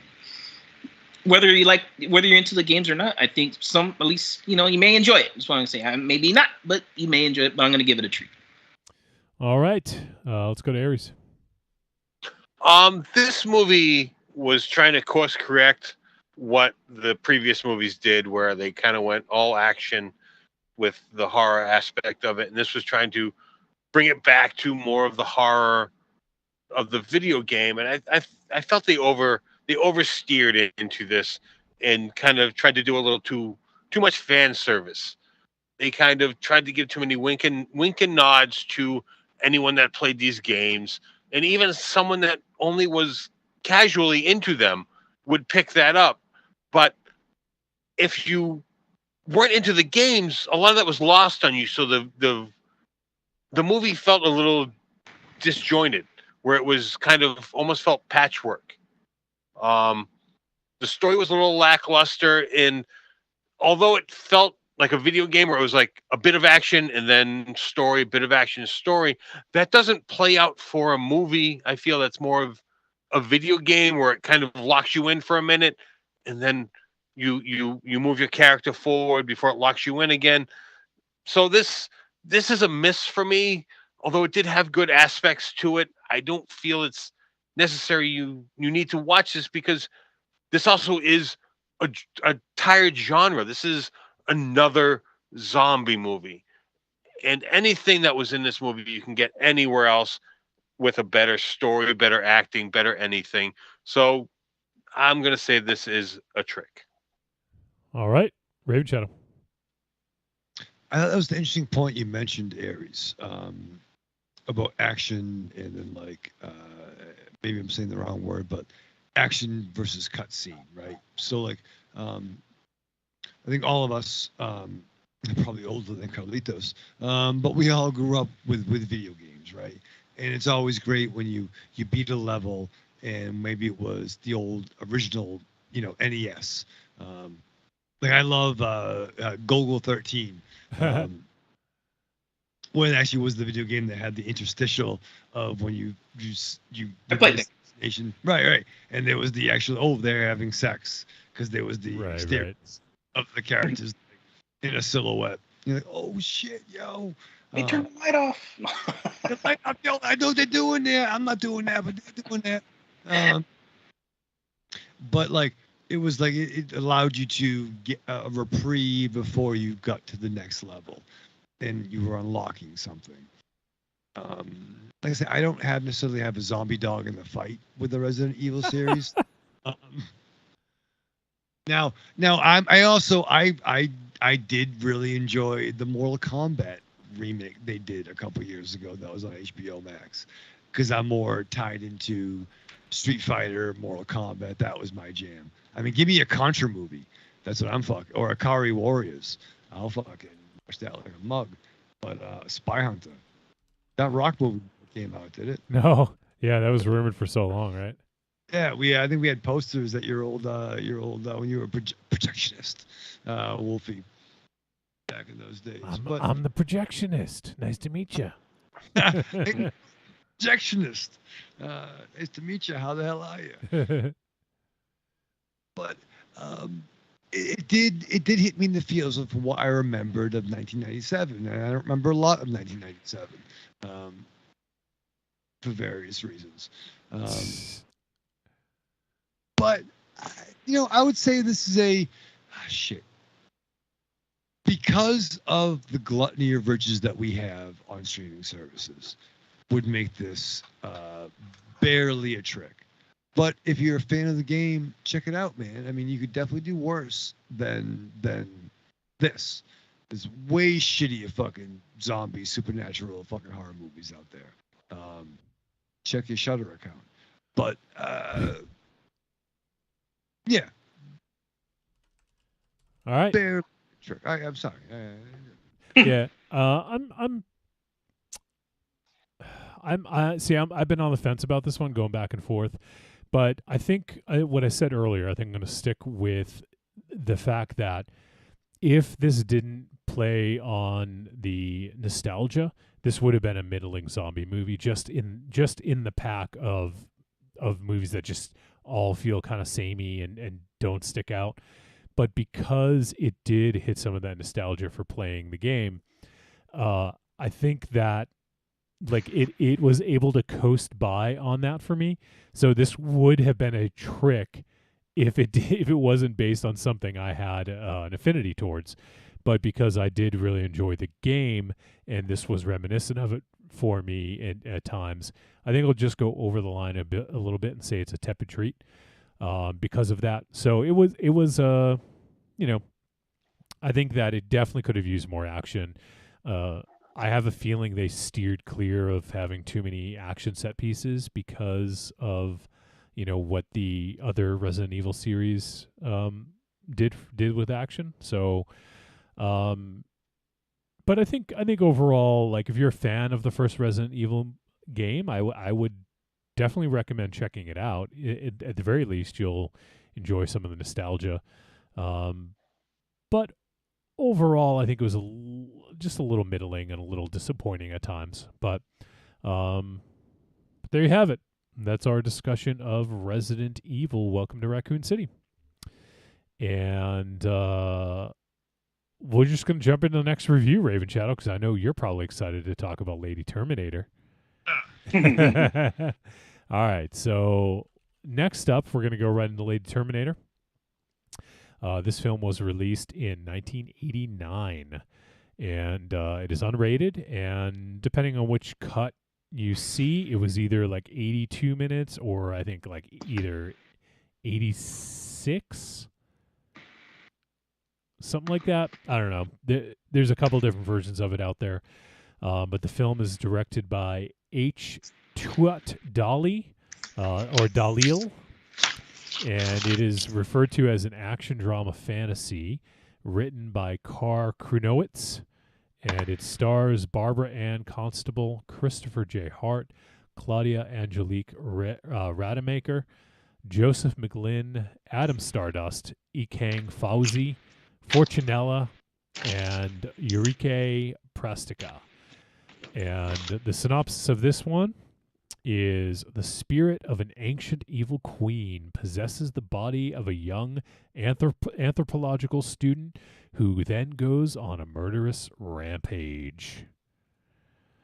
So there you have it. Lady Terminator. Carlitos, what was the inspiration behind this and picking this one? I was trying to top myself from picking Hausu. That's difficult. Well, yeah, many reasons. I mean, it was one of those movies that kind of falls under the category of, oh, you guys haven't seen this yet? You guys got to see this. Yeah. So that was one driving force of picking it. And also, we've been loving the recent output of Indonesia with their horror and action films, particularly the films of Timo Tjahjanto. Yep. And always shout out to the Raid movies because the Raid movies are badass. But Timo in particular because he's been diving more in the horror side of things. So I thought maybe just introduce you guys something a little older, showing that there's, I don't know if it's super rich, but a history of genre cinema particularly from the 80s, like this film and films like the original Queen of Black Magic, and one directed by the same director of Lady Terminator, which is Mystics and Bali, which I also considered. I was thinking maybe doing a twofer of this film and Mystics of Bali, but I wasn't sure if I'd do that to you guys. But that's also a pretty crazy movie that needs to be seen. But yeah, that's pretty much the antithesis of what into picking this one. All right, so I hadn't seen this one before. I was familiar with it, and I think it's been mentioned on the show before. I'm guessing Raven Shadow, you hadn't seen this before? First timer. And Aries, I'm guessing first timer? Yeah, first time. Oh. First time I think that was first time last time. Can I just before we dive too deep into this, I just feel like I need to say this disclaimer. Carlitos, you're gonna apologize. I know it. Yeah, I apologize. I like you, and please don't take anything I say to heart. Okay. Well, he didn't make the movie, so. I know he didn't make the movie, but you know how you get at some movies, so I just want to throw that out there. Directed by Carlitos. I don't want him to take offense to anything that may come out of this mouth. We get a I have had a disclaimer. couple of drinks. I think I did my job. Yeah. Wow. Aries gave a disclaimer, so that's a first. I don't want to offend anyone. I know I can be a little rough around the edges sometimes. You? No. Me? No. All right. So, Lady Terminator. All right, Raven Shadow, you're excited. You're rip raring ready to go. What'd you think, Raven Shadow? I'm confused, Johnny. There's a lot going on. I don't even know what country this was set in. But we have God. Why did I do that, Aries? I don't know, because you love pissing me off. You knew I was already fired up, so you were like, "I'll just throw a little gas on this fire." Motherfucker. So we see a flashback to was it 1889? Was it 100 years prior to that? Yeah, I think it was 89. Yeah, which is great. With the you love that opening sex scene, Raven Shadow? I don't know. It wasn't really sexy. No, none of the sex was really sexy in this. No, it was it's funny. I love the fucking tracking.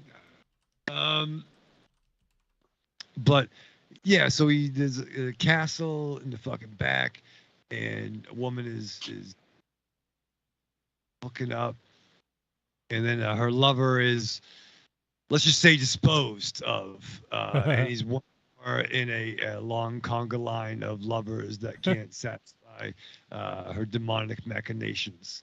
And then somehow they bring in the 1800s Steve Rogers to come in. Shit goes askew. It's fucking. I don't even fucking know. I don't even know. There's a castle. There's waves. A lot of wave montages going on. I'm drowning. This I don't even. All right.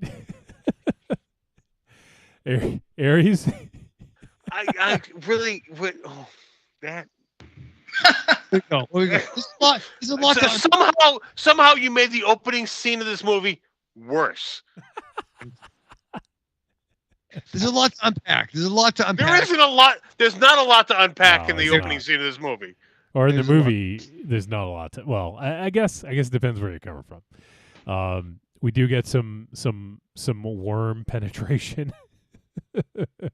So Carlitos, actually, I think you know a fair amount about this movie. Why don't you school us? Wasn't this sort of trying to capitalize on the Terminator popularity in America? Kinda. Well, I mean, it's obvious, but I don't know if Carlitos has any stories or knows anything behind the details behind that. Other than what I first heard this movie in a magazine called, I believe it was called SFX Mag, and I think it was a British publication. Okay. And it came out with this I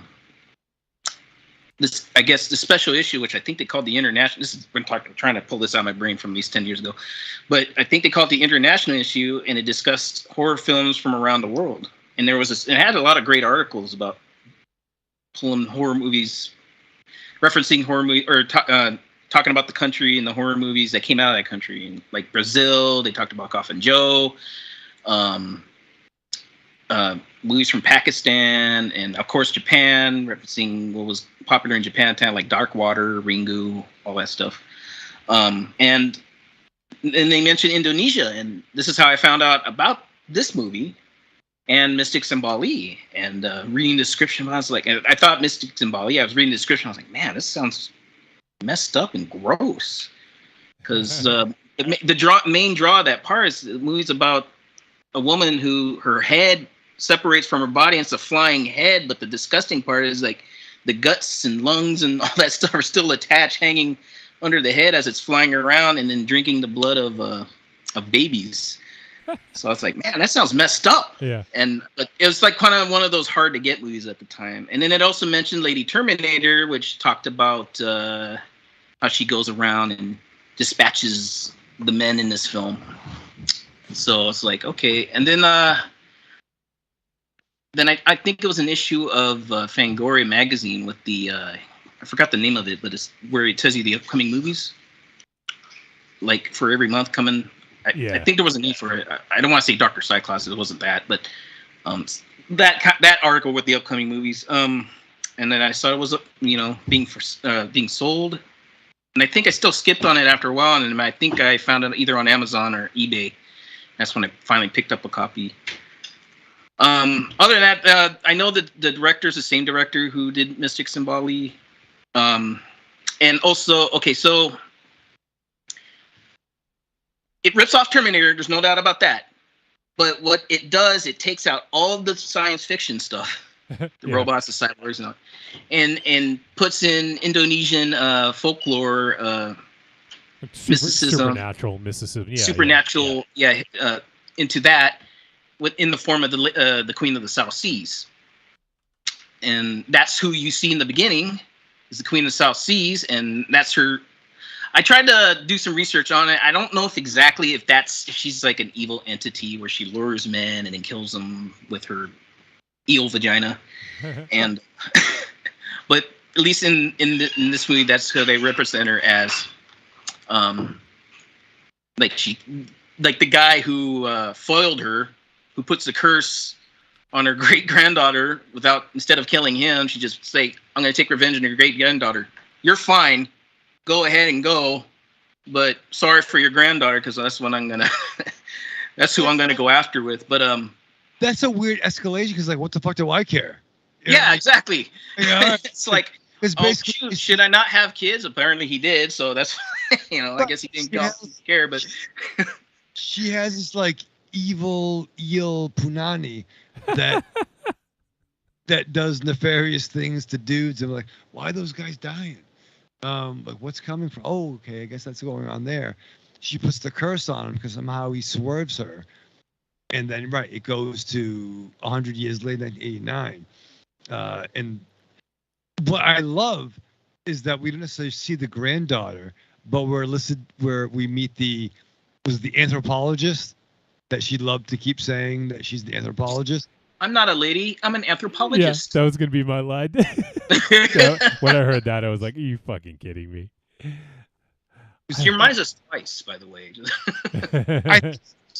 But you're right. Like, she tells like the weird like Indonesian quint on the boat to not go to this.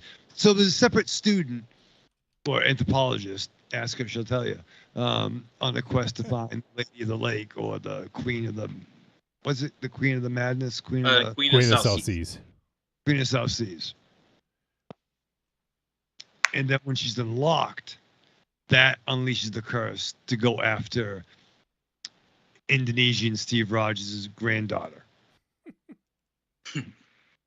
Yes. So we get the Indonesian Quint, and then we have the Indonesian Steve Rogers now. Yeah.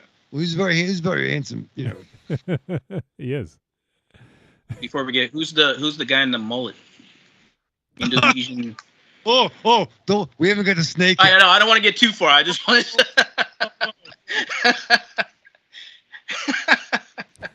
This should have been the fucking first movie. Well, Aries might be thanking me for putting it second. He's Picarding so hard right now. I can't even. I knew this was going to happen. You didn't like Snake? Come on. Let me. I'll break down everything I liked about this movie. All right, go. Now it's your turn. There is zero redeeming qualities to this series. Yeah, absolutely zero. This was atrocious. I'm really. I knew I was going to be alone, but I was like, how can fucking people like this goddamn movie? This is what I hate. This just because a movie's bad doesn't mean it's cult. Well, in some cases that does make a movie a cult movie, but it shouldn't. Like, there needs to be redeeming qualities about a movie that make you want to revisit it. And there's nothing about this movie. This movie was a piss poor, stolen version of a bad version of Terminator and with, oh my God, over the top cheesy versions of bad characters from bad movies. Like I am like really at a loss. Like, oh my God, I don't know. Like this is the disclaimer, because oh my God, I'm gonna get yelled at because I'm yelling down here at fucking midnight. Oh God, damn it! It's not midnight. It's 10:30. I know, but it feels so late because we're talking about this goddamn movie. Do the people upstairs jam a broom on the floor? Yeah. Letting you know? Yeah, his wife. Fuck your friend. I'm doing it. Knock it off. Let's move to Maine. Come on. Move to Maine. Yeah, we're moving to Maine. Pack up right now. We're moving to Maine. Take all the shit off the walls. Get your fucking Doctor Who shit down. Aries is going to hide in this fucking TARDIS. Oh my God, I wish I could. There was like this. I mean, there was nothing in this movie that was like, that's so ridiculous. Like you had to chuckle at it, or was it just so bad you just couldn't? Yeah, I was really like nothing. Things that were supposed to be funny, I didn't find funny. Things that were supposed to be serious but came off, hokey. Like it was just, I just kind of found myself going, oh God. So like you didn't think that the remarkably excessive body count for civilians or people that were not involved in any of the conflict was off the chart? Like this was fucking the people that died because of friendly fire. Like, oh yeah, it was over the top, but I just kind of sat there and was like, oh, and you know what? I kind of sat there and went, oh, this again. But because it was their money shot, so they had to show it twice. This was like every last American public shooting in the last fucking 5 years of the friendly fire. Like literally, like nobody who was involved in this conflict truly died, aside from people who were like wait staff. Yeah, well, you know what? This lady Terminator had perfect aim, except for the people that she needed to fucking kill. Yeah, right. She's a stormtrooper. For whatever reason, she couldn't hit who she needed to kill. Everyone else, fucking 10 for 10. Like, you want to say something?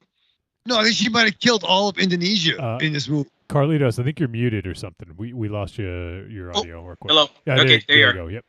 Sorry. Oh, so whatever you were saying something. So go ahead and repeat what you said. Yeah, I'll say it's the reason she was having such a hard time. She wasn't trying to shoot him in the head. She was shooting him in the crotch. Because even all the dick shots in this movie. Yeah. It seems getting shot in the dick in this movie. And there was some weird weird dick shots.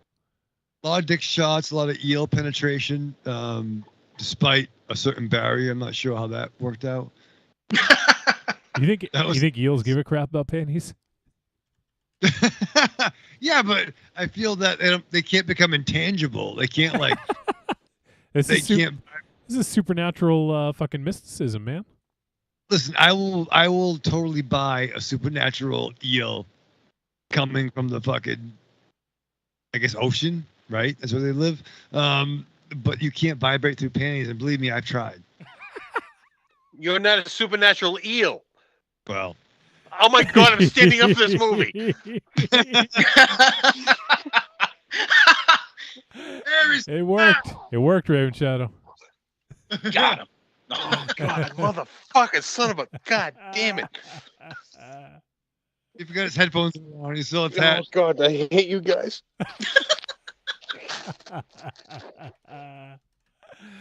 I think that's my favorite quote ever. You're not a supernatural eel. He'd like to be. Oh. Holy shit. Oh God, I'm going for a walk. I'd go for a walk. Oh God damn it. Really going? So, Ravechow, go ahead. I don't know. So I mean, like somehow, like this is like still this is a long fucking runtime. This movie too, by the way. minutes. It's yeah, I know. 82 minutes. I guess that's for long for you, I suppose. Like, but there's the thing, like, so let's just fucking jump around with the fucking Pringles commercial with the House of Pain. Oh man, I haven't had chips in like a fucking week, Rivja. Nothing crunchy. Why you got to bring that up, man? Can you have chips? No. No, but for your diet, are you allowed to have Pringles? Yeah, Pringles are accidentally vegan. Is that what you're talking about? I'm talking about my teeth. I can't crunch. All right, well, can you mash them? Can you have like smoothie?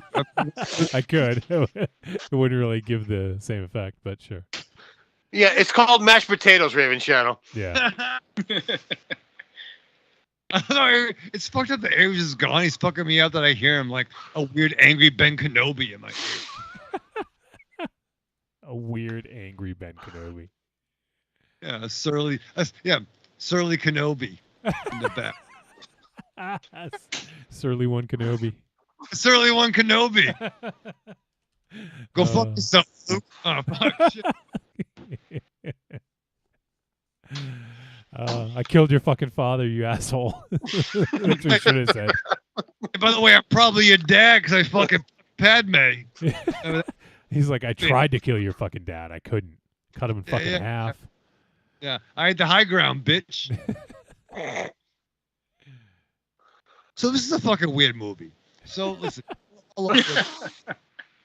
So sometime we're now in 1989. There's a weird blonde cop who's definitely like a cop. He's like the blonde guy from like Streets of Rage video game, that fucking Sega Genesis commercial. Not commercial, but game. And he's so stereotypical, like 80s action cop. And I love how the bar scene was with the girl. Right, and his boys. Mm-hmm. You know what I'm talking? You sell beer here or just milk? Yeah. Which is a quote from the two thugs that show up. It's ridiculous. At no time does he ever announce himself as a police officer. Pulls his gun out. Don't give a fuck. Like, there's some chaos going on. And I'm not sure why there's a weird Indonesian like cop away from home transference thing. I don't know how he got to Indonesia. Probably from his antics. He probably got banned from fucking America. I will say that this movie was actually geared towards Western audiences. So at least casting wise, that's the reason for the white cop in an Indonesian country. So is America the West? Oh my God. America, Britain, or the Europe, you know. Yeah, who's the West? NATO. We're the West, Raven Shadow. You ever heard like Western culture or Western spirituality or anything like that? You never heard that? I heard a lot of things, but I don't fucking pay attention to it. Obviously. So America, right? Like okay, yeah. Yes, America. There you go. That it? No, let someone else go. I mean, it was a lot to unpack. There's a lot to unpack.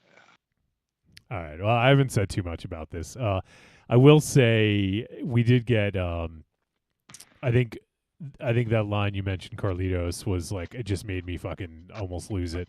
I'm not a lady. I'm an anthropologist.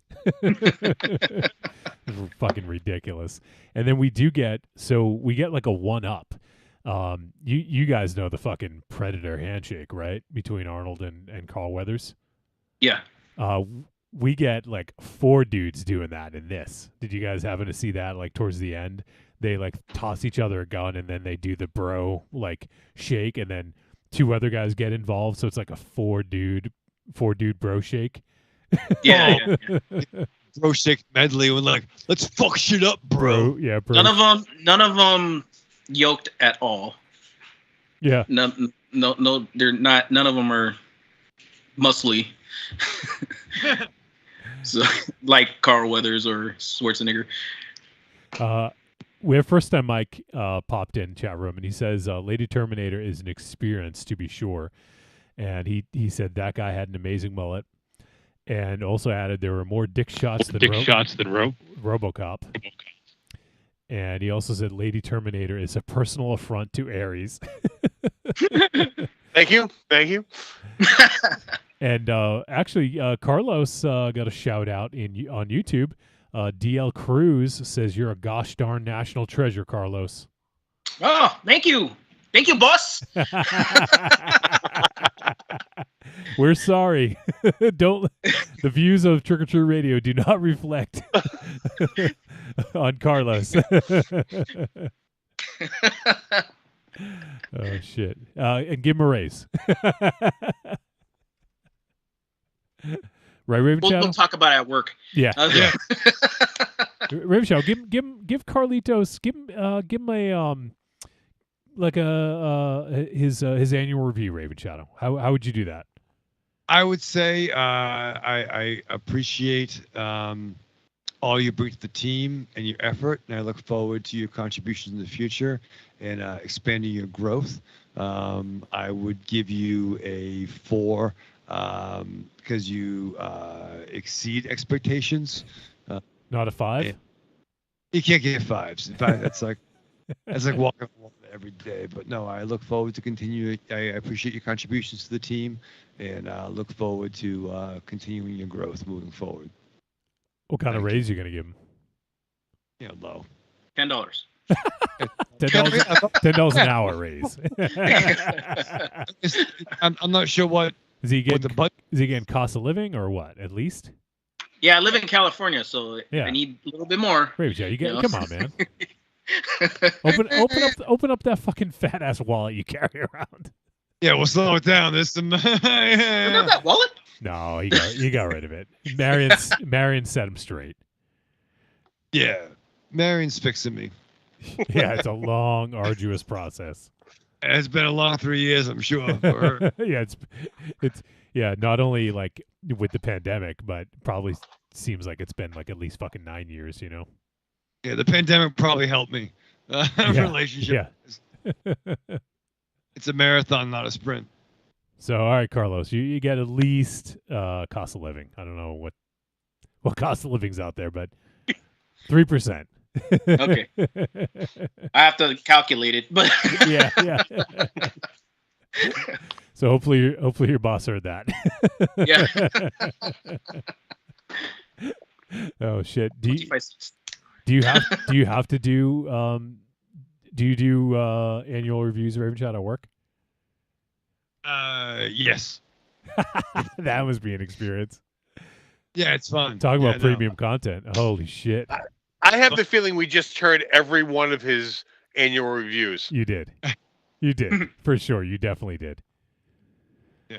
Aries, do you have to give reviews? I do. and they usually go like this. You want the quick or the long version? And everyone goes, quick version. Okay, you meet. Sign here. So no one exceeds expectations when they work with you? A couple of people, but that entails me to write something, so you really have to exceed. Wow. Yeah, three is this is people's lives on the line. No, because you know what happens to these folders? They get put in a box and no one looks at them again. And it doesn't fucking matter because you get a scale of 1 to. It's funny. Yeah, well, fuck it. I don't give a fuck at this point. You get a scale of 1 to 5. But 3 is meeting expectations, and that's a good review. It's kind of like, and I do the joke at work where it's like the Chris Rock bit, well, I ain't ever been to jail. You're not supposed to. So you're meeting expectations, right? So 3 is a good. If you I take care of my kids. Well, motherfucker, you're supposed to. That's a 3. You're meeting expectations. 4 is really going above and beyond, but consistently. Not a good day. Not because you wanted to get a couple days off, but it's got to be consistent. 5 is walking on water consistently. You can never get a 5. So it's a remarkably unfair measure that has. Right. it has no factor in your actually true review because your end up dollar amount is based on the company. So I could give you Johnny 4 4s for all your review in 1998, and that dollar amount would be different in 2020, whatever the fuck, because of how the company's doing. So it's all made up bullshit, fucking corporate, fucking go fuck yourself. You know what? I'm going to Indonesia and becoming a cop. Now, I would love to have 5 points of being able to judge someone. I got 3. Oh yeah. Below, meets, exceeds. That's it. And what I give someone doesn't matter because our raises are based on a union. Yeah, right. It's all fucking bullshit. It's all corporate fucking hierarchy. Fucking fuck it, man. All right, back to the movie. Yeah. Can't believe I said that. I think this is podcasting's fun. This is the one and only film discussion of Lady Terminator that ended up into a fucking annual fucking work review. Performance evaluation. Performance evaluation, yeah. Never in the history of podcasting has that ever happened. First timers. Wow. Do you give a lot of those, Raven Shadow? Once a year. Performance evaluations? Yeah, fuck it at this point. We have touch points now. So now instead of doing it at the end of the year, we do it quarterly. Touch points. Touch points? Yeah. Where are your touch points? I get written up if I touch someone. Yeah, well, you got to stop doing that. But yeah, do you exceed expectations on touch points? No. off the clock. But oh boy. Nothing matters. Nothing matters, everyone. Nothing at all. Nothing at all. Like the Metallica song, nothing else matters. All right, well, we should probably wrap this up. We got way off the fucking rails anyways. I actually, the one redeeming, well, not, I mean, it wasn't the only redeeming thing for me. I will say the end of this I thought was fucking bonkers. Like slapping that fucking zombie with a gun. Fuck you! Yeah. I thought that there was some ridiculous shit at the end of this that was ended up being pretty outstanding and fun. But oh man! All right, let's. Wait. Yeah, go ahead. I know we're gonna wrap it up, but so we figured out that the swamp witch did the curse on whatever the fuck, 100-year granddaughter, musician, people coming after her. But I don't think we've touched upon how much is probably 30 minutes of this film that is just showing the same scene over and over. Like nothing like we've seen the same scene of our Lady Terminator possessed from the sea witch under the ocean with the same headshot coming. Like this could have been a 45-minute film if they didn't reuse certain shots. Am I the only one? No, Trisha saw it too. Marion saw it too. I mean, I guess. I mean, there was, a little monotony in some of the stuff, but I don't know. I mean, it is what it is. They tried to make a feature film, so. A little bit. I actually didn't get any of that. Really? You didn't? I think maybe they used a few shots, but I didn't think it was repetitive. I didn't feel that way. They didn't. There was, I think, what he's talking about. They didn't reuse the shots. They just remade the shots. Her walking down the hallway, looking side to side. Yeah. Very, they did that in a few different hallways. That wasn't the same shot. They just recreated that shot. There was a few things like that happened throughout this movie. Is that what you mean, Raven Chow? Does Aries speak for you? At this moment, yes. Okay. All right. Well, let's do verdict on this baby. Trick or treat, baby. I wonder if people would say you're a trick or a treat. Trick or treat, motherfucker. All right, verdict time for Lady Terminator. We're going to let you know whether this flick was a trick or a treat. Any final thoughts? let's kick it off once again with the man steering this takeover, Carlitos. Yeah, I like this movie for probably all the reasons Aries absolutely hates this movie.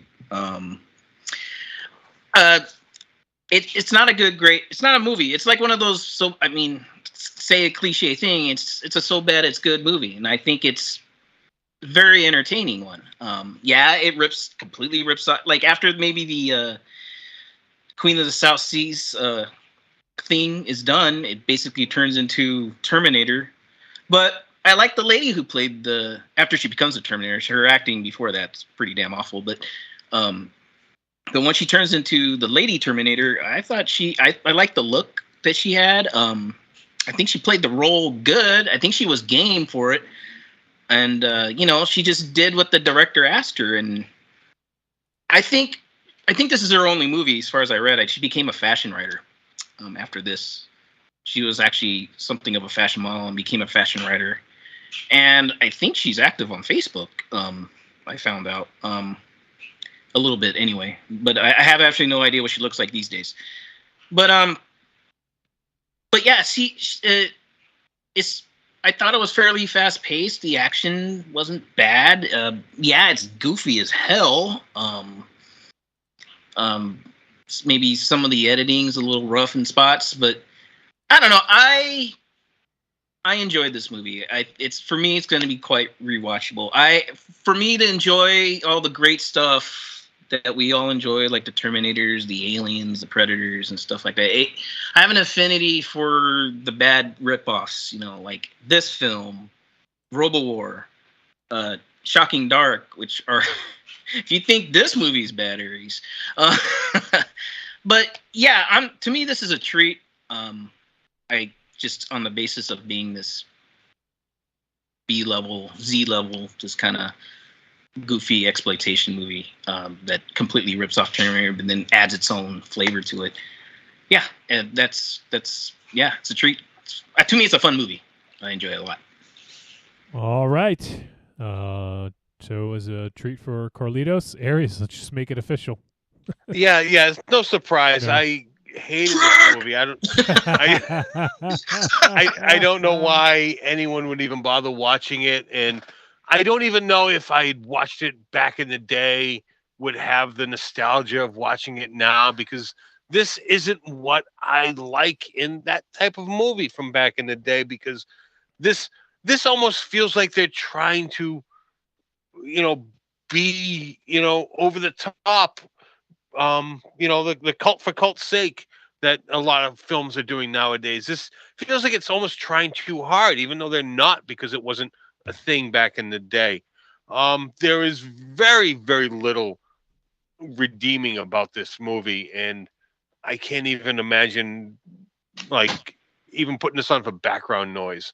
In my opinion, avoid this movie. This movie is a trick.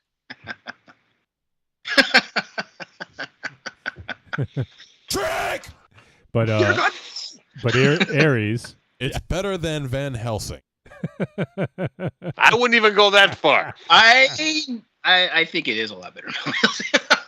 All right, this is what Aries really thinks. Stop this movie.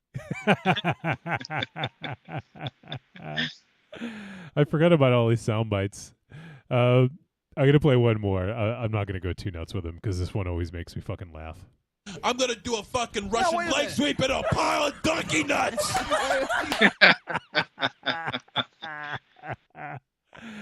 Yep, there is your MZ minute, I guess. One more for you, Raven Shadow. I mean, yeah, the sexy dicks were cute for a minute. The sexy dicks were cute for a minute. All right, Raven Shadow, give us your verdict for Lady Terminator. I still feel there's a lot to unpack here. I don't know why crack cop in Indonesia had a weird crew of weird military guys like Snake and the other ones. Like he had so squad. He was almost like Antonio Banderas in Desperado, where he called in his crew at the end to take out Bucho, and it didn't go well. I don't know, what was it like? when the helicopter pilot was killed, he's like, "Tag, my friend." Yeah. Like it's almost like when I first saw Rocky Horror Picture Show was on VHS by myself, and I was probably 14. Didn't get it until I saw it in a theater.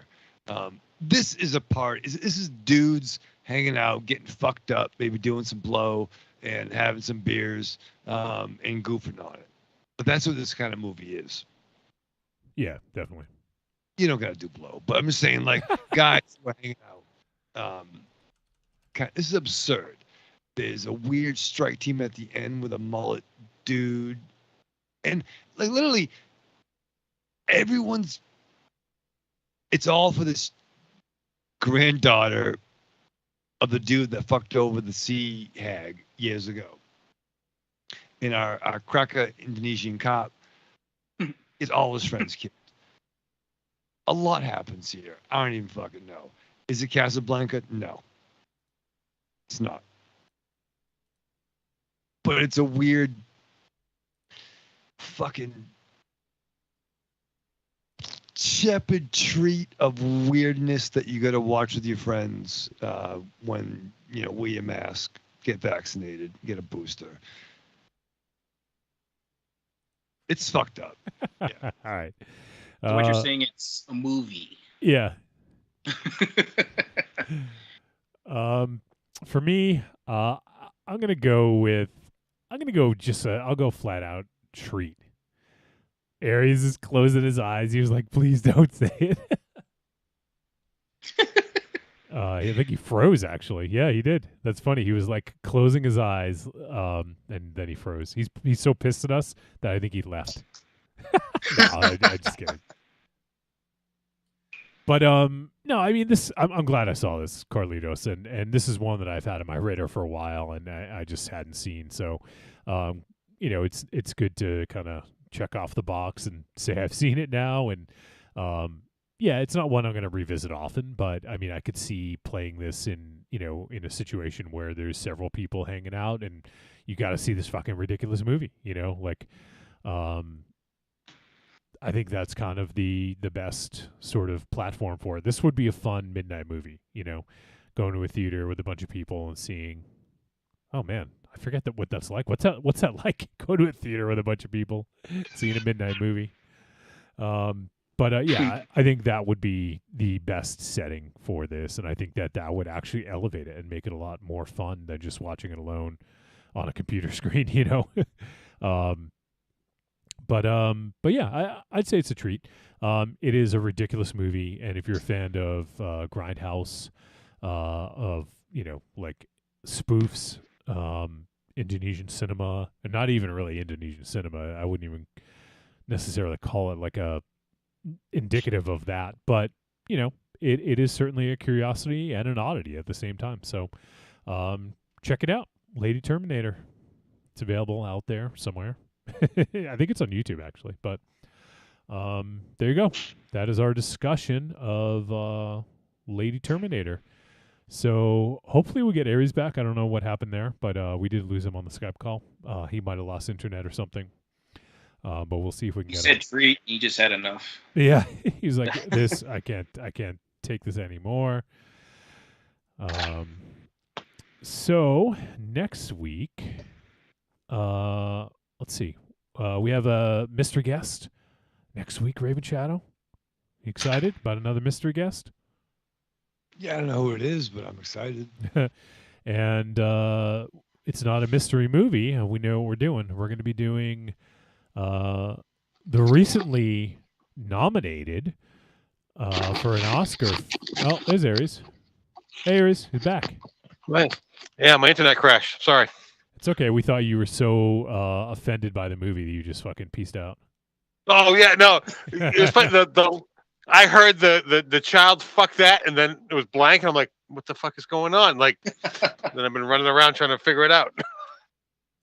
It's funny because I was just about to say my verdict, and then I saw like in the image, like your camera froze, and it looked like you were like closing your eyes, like please God, please don't say you like this, please. Like that's that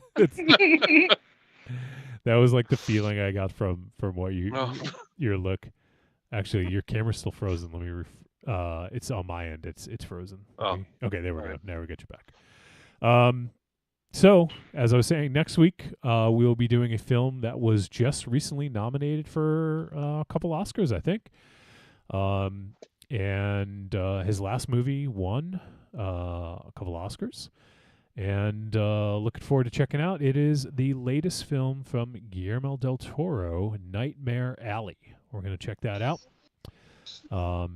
Big fan of del Toro myself, so anytime we get a chance to talk about him, I am all in. So next week we'll do Nightmare Alley. What do you think, Raven Shot? You excited? Yeah, man. I'm aroused. And it is a remake, Raven Channel. Did you know that? What, Nightmare Alley 54? What the fuck? What? Oh, God, Jesus Christ. Well, I'm assuming it's called Nightmare Alley, right? Or is it called like... No, it's called Nightmare Alley. And you weren't too far off as 1947. Thank you. Yep. See, I fucking know my... Carlitos, you think it's easy? You think it's fucking... You don't fucking know. I don't know. I know nothing. I don't know either. Nightmare Alley from 1947, directed by Edmund Goulding, Raven Channel. He's one of your favorite directors. Yeah, the great Edmund Goulding. What else has he done? Name 5 movies. Name 5 movies Edmund Goulding has done. What's his favorite color, asshole? You're gonna have to give him a fucking performance evaluation. Yeah, I had to get fucking Ed Goulding flashbacks. Like, oh, he's a Capricorn. He likes long walks on the beach and fucking buying Colt 40s and drinking Colt 40s. I don't fuck. Colt 45. Well, then don't say he's fucking great. I'm just trying to put him over. Why? Colt 40s or Colt 45s? What are you talking about here? Whichever comes first. No, yeah. You get $5, you get $10. You get time for change. All right, so that is going to wrap up our film discussions. And like I said, next week we'll be talking about Nightmare Alley. Check it out. It is actually on Hulu and HBO Max, I believe. So if you got one of those services, you can just stream it. All right, we got a couple voice messages, Carlitos. So let's get to those. First, we're going to check in from the future, down under, with Tim from Melbourne, Tim Chuma. Unbelievable. Tim from Melbourne here again. Just a quiet one because I've snuck off into a meeting room to record this. Yeah, started a new job last month and already had to get a races sorted out at work. Yeah, mainly been hanging out over on the Force and Sensitive, so Jesse didn't know that. Haven't really seen that much in terms of movies. Hoping to see the Studio 666 at the cinema. Oh, yeah. Maybe won't hang around for when the Godfather 50th anniversary screenings. But it'll be good to see on the big screen. So it seems like a fun sort of movie. What else did I say? Oh, yeah, June. Saw June finally, but he had to squeeze into a tiny seat. Yeah, I'm working full time at the moment, so not really that much time to go through the movies, but I'll try and watch all the Gold Ninja video ones I got. All right, thanks. All right, Tim. Thanks for checking in. And, yeah, I'm looking forward to Studio 666. Looks like could be some fun. Carlito, so have you seen the trailer or are you familiar with... That's a Foo Fighter. Yeah. That's a Foo Fighter. Yep. Yeah, definitely. Yeah, I'm definitely interested. It looks like a lot of fun. Yeah. Looks like they're trying to do sort of like Kiss meets the Phantom of the Park kind of vibe. And it also was directed by B.J. McDonnell, I believe is his name. Yeah, B.J. McDonnell. And B.J., he was in a movie with Mars and I. He was in Survival of the Film Freaks. I think he was featured as one of the people interviewed. And he's also directed a bunch of music videos. He did like Exodus, Slayer, Exodus. And he also directed Hatchet 3. I forgot about that. So BJ McDonnell did Studio 666, so looking forward to checking that out. All right, we got one more voice message, and this is from First Time Mike. What's up, Trick or Treat family? It's your boy, First Time Mike. Hope all is well with everybody. And hello, Carlitos. Congratulations on another Patreon takeover and some great movies again this time. Last week when they announced that one of your choices was Lady Terminator, I was really excited because I want to see what these guys think of the sheer Indonesian ripoff majesty that is this movie, because it makes no flipping sense, but it's kind of fun to watch. And B, I just wanted to sing my praises of this 90 minutes of just sheer insanity of how to take a mythical lady called the Queen of the South Seas and vajayjay snakes and mysticism and sheer ripoffs of the Terminator, which I'm not going to list here because I don't want to give it away, to insane dubbing and that mullet-headed guy that looks like Nick Cage. And I'm just going to say, watch Lady Terminator. It's a treat. But then, as everybody's come to know me, you probably figured the first time Mike reviews this, he's probably going to say this is a treat. I love pastiche. I love ripoffs. That's why I love Italian cinema so much, especially from the 80s and the 90s. And this is part of the reason why I love those weird foreign ripoffs of our movies. Totally check it out just for fun. Get a couple of buddies to watch it. Now, I was not going to watch the new Resident Evil movie because I didn't really care for the Paul S. Anderson movies.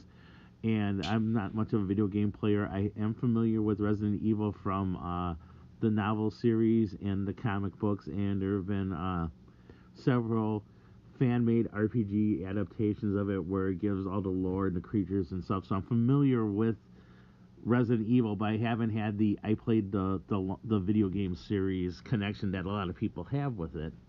But because I like to try to, when somebody has a Patreon review, I like to try to watch the movies, and my workload is lightened up a little bit. This afternoon, actually, I watched Resident Evil Welcome to Raccoon City, and I was pleasantly surprised because I had low expectations for it. I enjoy a lot of the makeup. I thought was really good. I like how they did the zombies in this, and they went for more shock and a lot of build-up. I did enjoy the Carpenter font used, and the music wasn't bad. I give it a treat because I went in with such kind of low expectations, because a lot of the other Resident Evil stuff between the big budget movies and some of the computer animated movies were kind of meh. But I really I enjoyed it far more than I thought I would. I thought the cast was solid. I always love seeing like Neil McDowell and Donald Logue in a movie, so that was a plus as well. Some of the scenes were like stunning. One of the zombie things involving a truck, somebody walking in fire, I thought was pretty amazing. Other people have to say how close it is to. I heard this is closer to the video games than other movies. I can't really go by that, but again, I'll be listening to see what you guys say about it. But once again, I was enjoying it, and I give it a treat.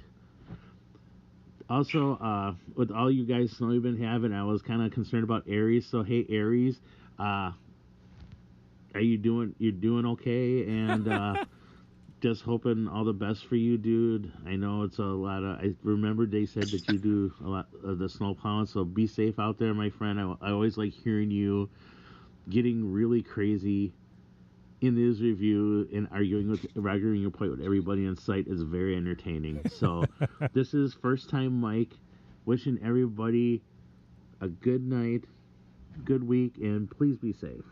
Bye. Awesome First Time Mike. Look at that, Aries. You're getting some props. I do appreciate the saying my reviews are entertaining. I would like maybe insightful and thrown in there. Maybe just a touch Once. insightful. I don't know. Yeah, so would we. Oh, fuck you. Oh shit.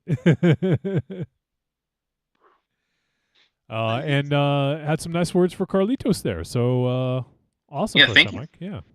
Me and him have a kind of synergy in our movie tastes. Definitely. I believe.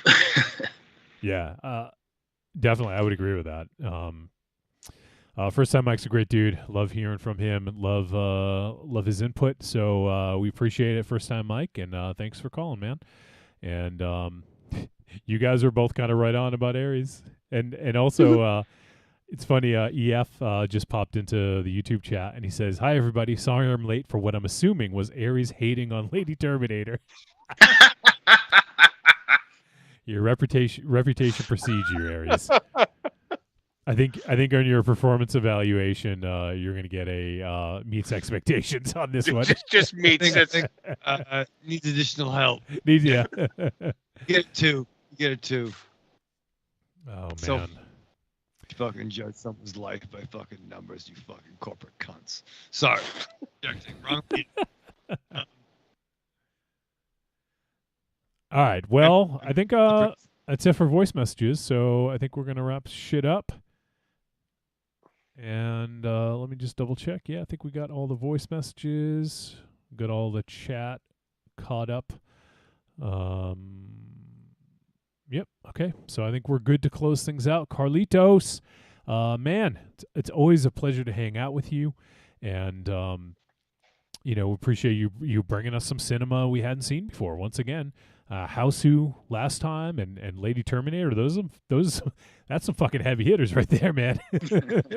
those up our they up our cred, because those are films we probably should have seen. So you're giving us that. Aries is shaking his head. I forgot about that other monstrosity you brought to us. Well, have you guys seen Mystic Symboli? Nope. Okay. I'm gonna put that down on my do not watch list. Aries, you should have just said you saw it. You would have just if you said, "Oh yeah, I've seen it," you would have been fine. So yeah, but it's actually, it's in doing these sorts of things, like we talk about some cult movies and VOD and horror and stuff, that invariably there's going to be a lot of stuff that just, everyone hasn't seen.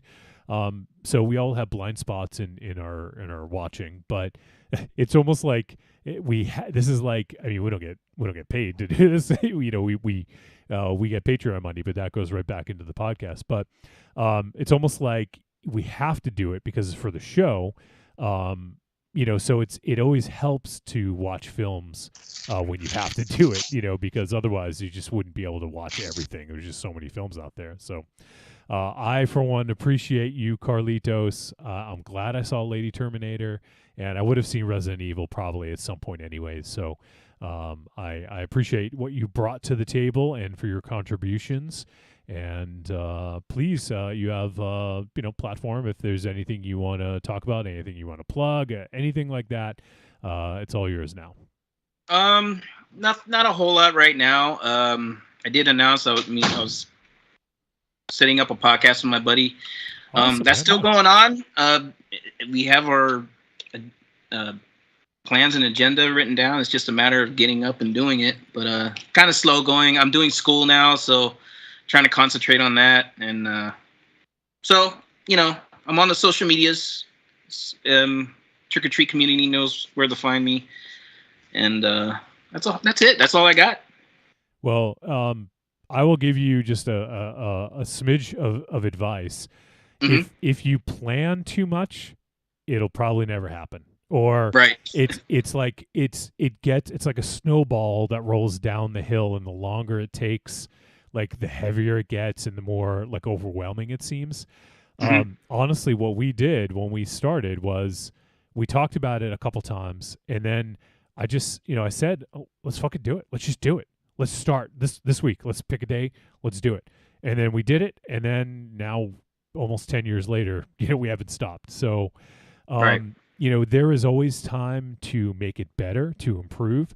If I went back and listened to the early episodes of what we did, I'd probably cringe and probably would like try to burn them and have them scrubbed from the internet. But it is what it is, and it's a kind of like a symbol of growth. Of you can go back and see, here's where we were, and now look at where we came, and it's actually kind of reassuring to see that growth and to see where you started and where you ended up. So, obviously I know with the time is of the essence. That is always the most difficult thing.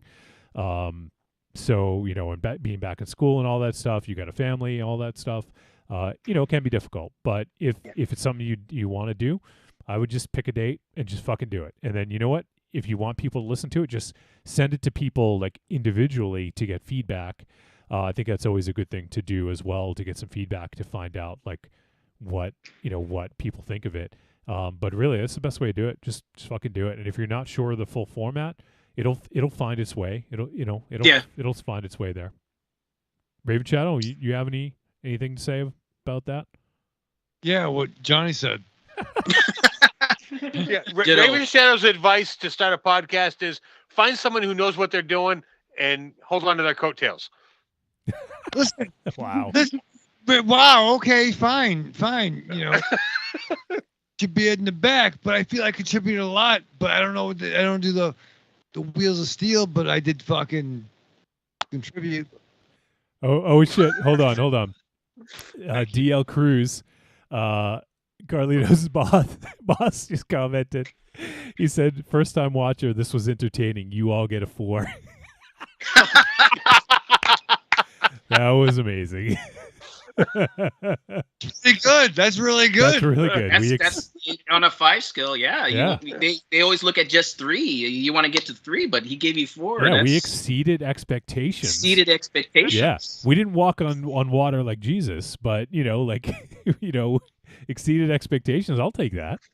Yeah. You hiring, brother? Yeah, you're hiring. So DL, thanks for tuning in. First time watcher. That's fucking awesome. Hilarious. We all get 4s. All right, guys. Drinks are on Raven Channel. All right, well, let's go around the room, and we can all say our goodbyes to the listeners and also to Carlitos, starting with Aries. All right, Carlitos. Excuse me.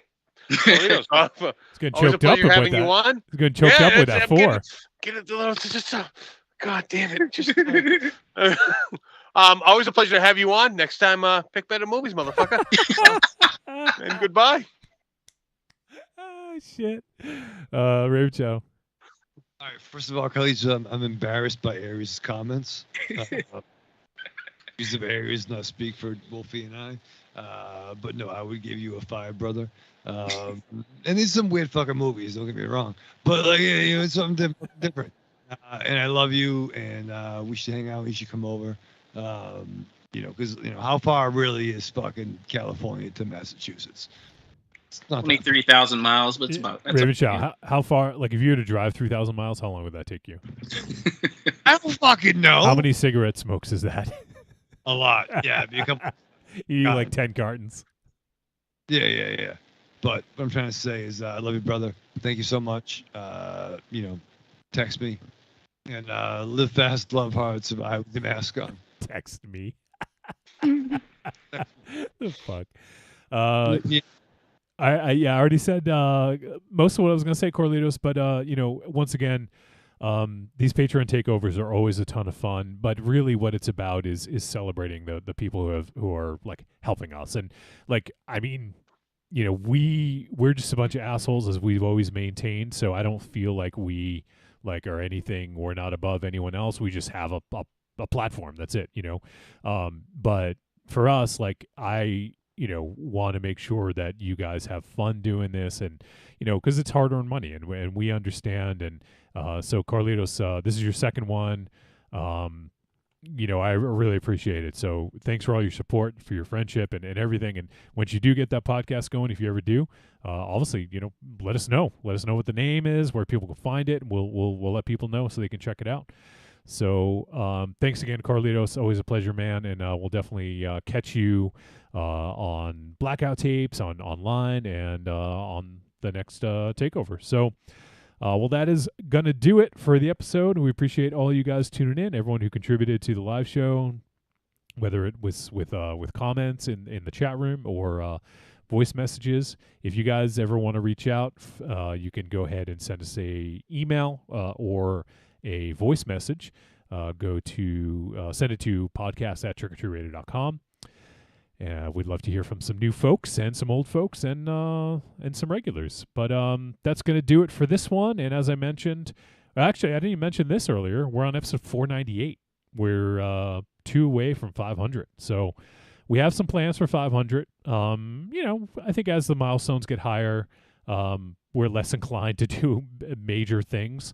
But 500 seems like a big deal. I don't know, like 500 to, seems like a big deal. But we're working on some stuff. We'll see what we can do with that. But as always, for the big milestone shows, you guys are welcome to send voice messages, and you can talk about whatever. We'll probably have a more specific topic next week.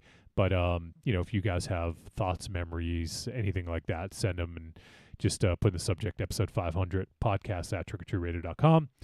All right. I'm done talking. My mouth and gums and jaw and everything are still doing okay, but I'm done talking. So, all right, everyone, we'll see you next week as we have a mystery guest for Nightmare Alley. See you then.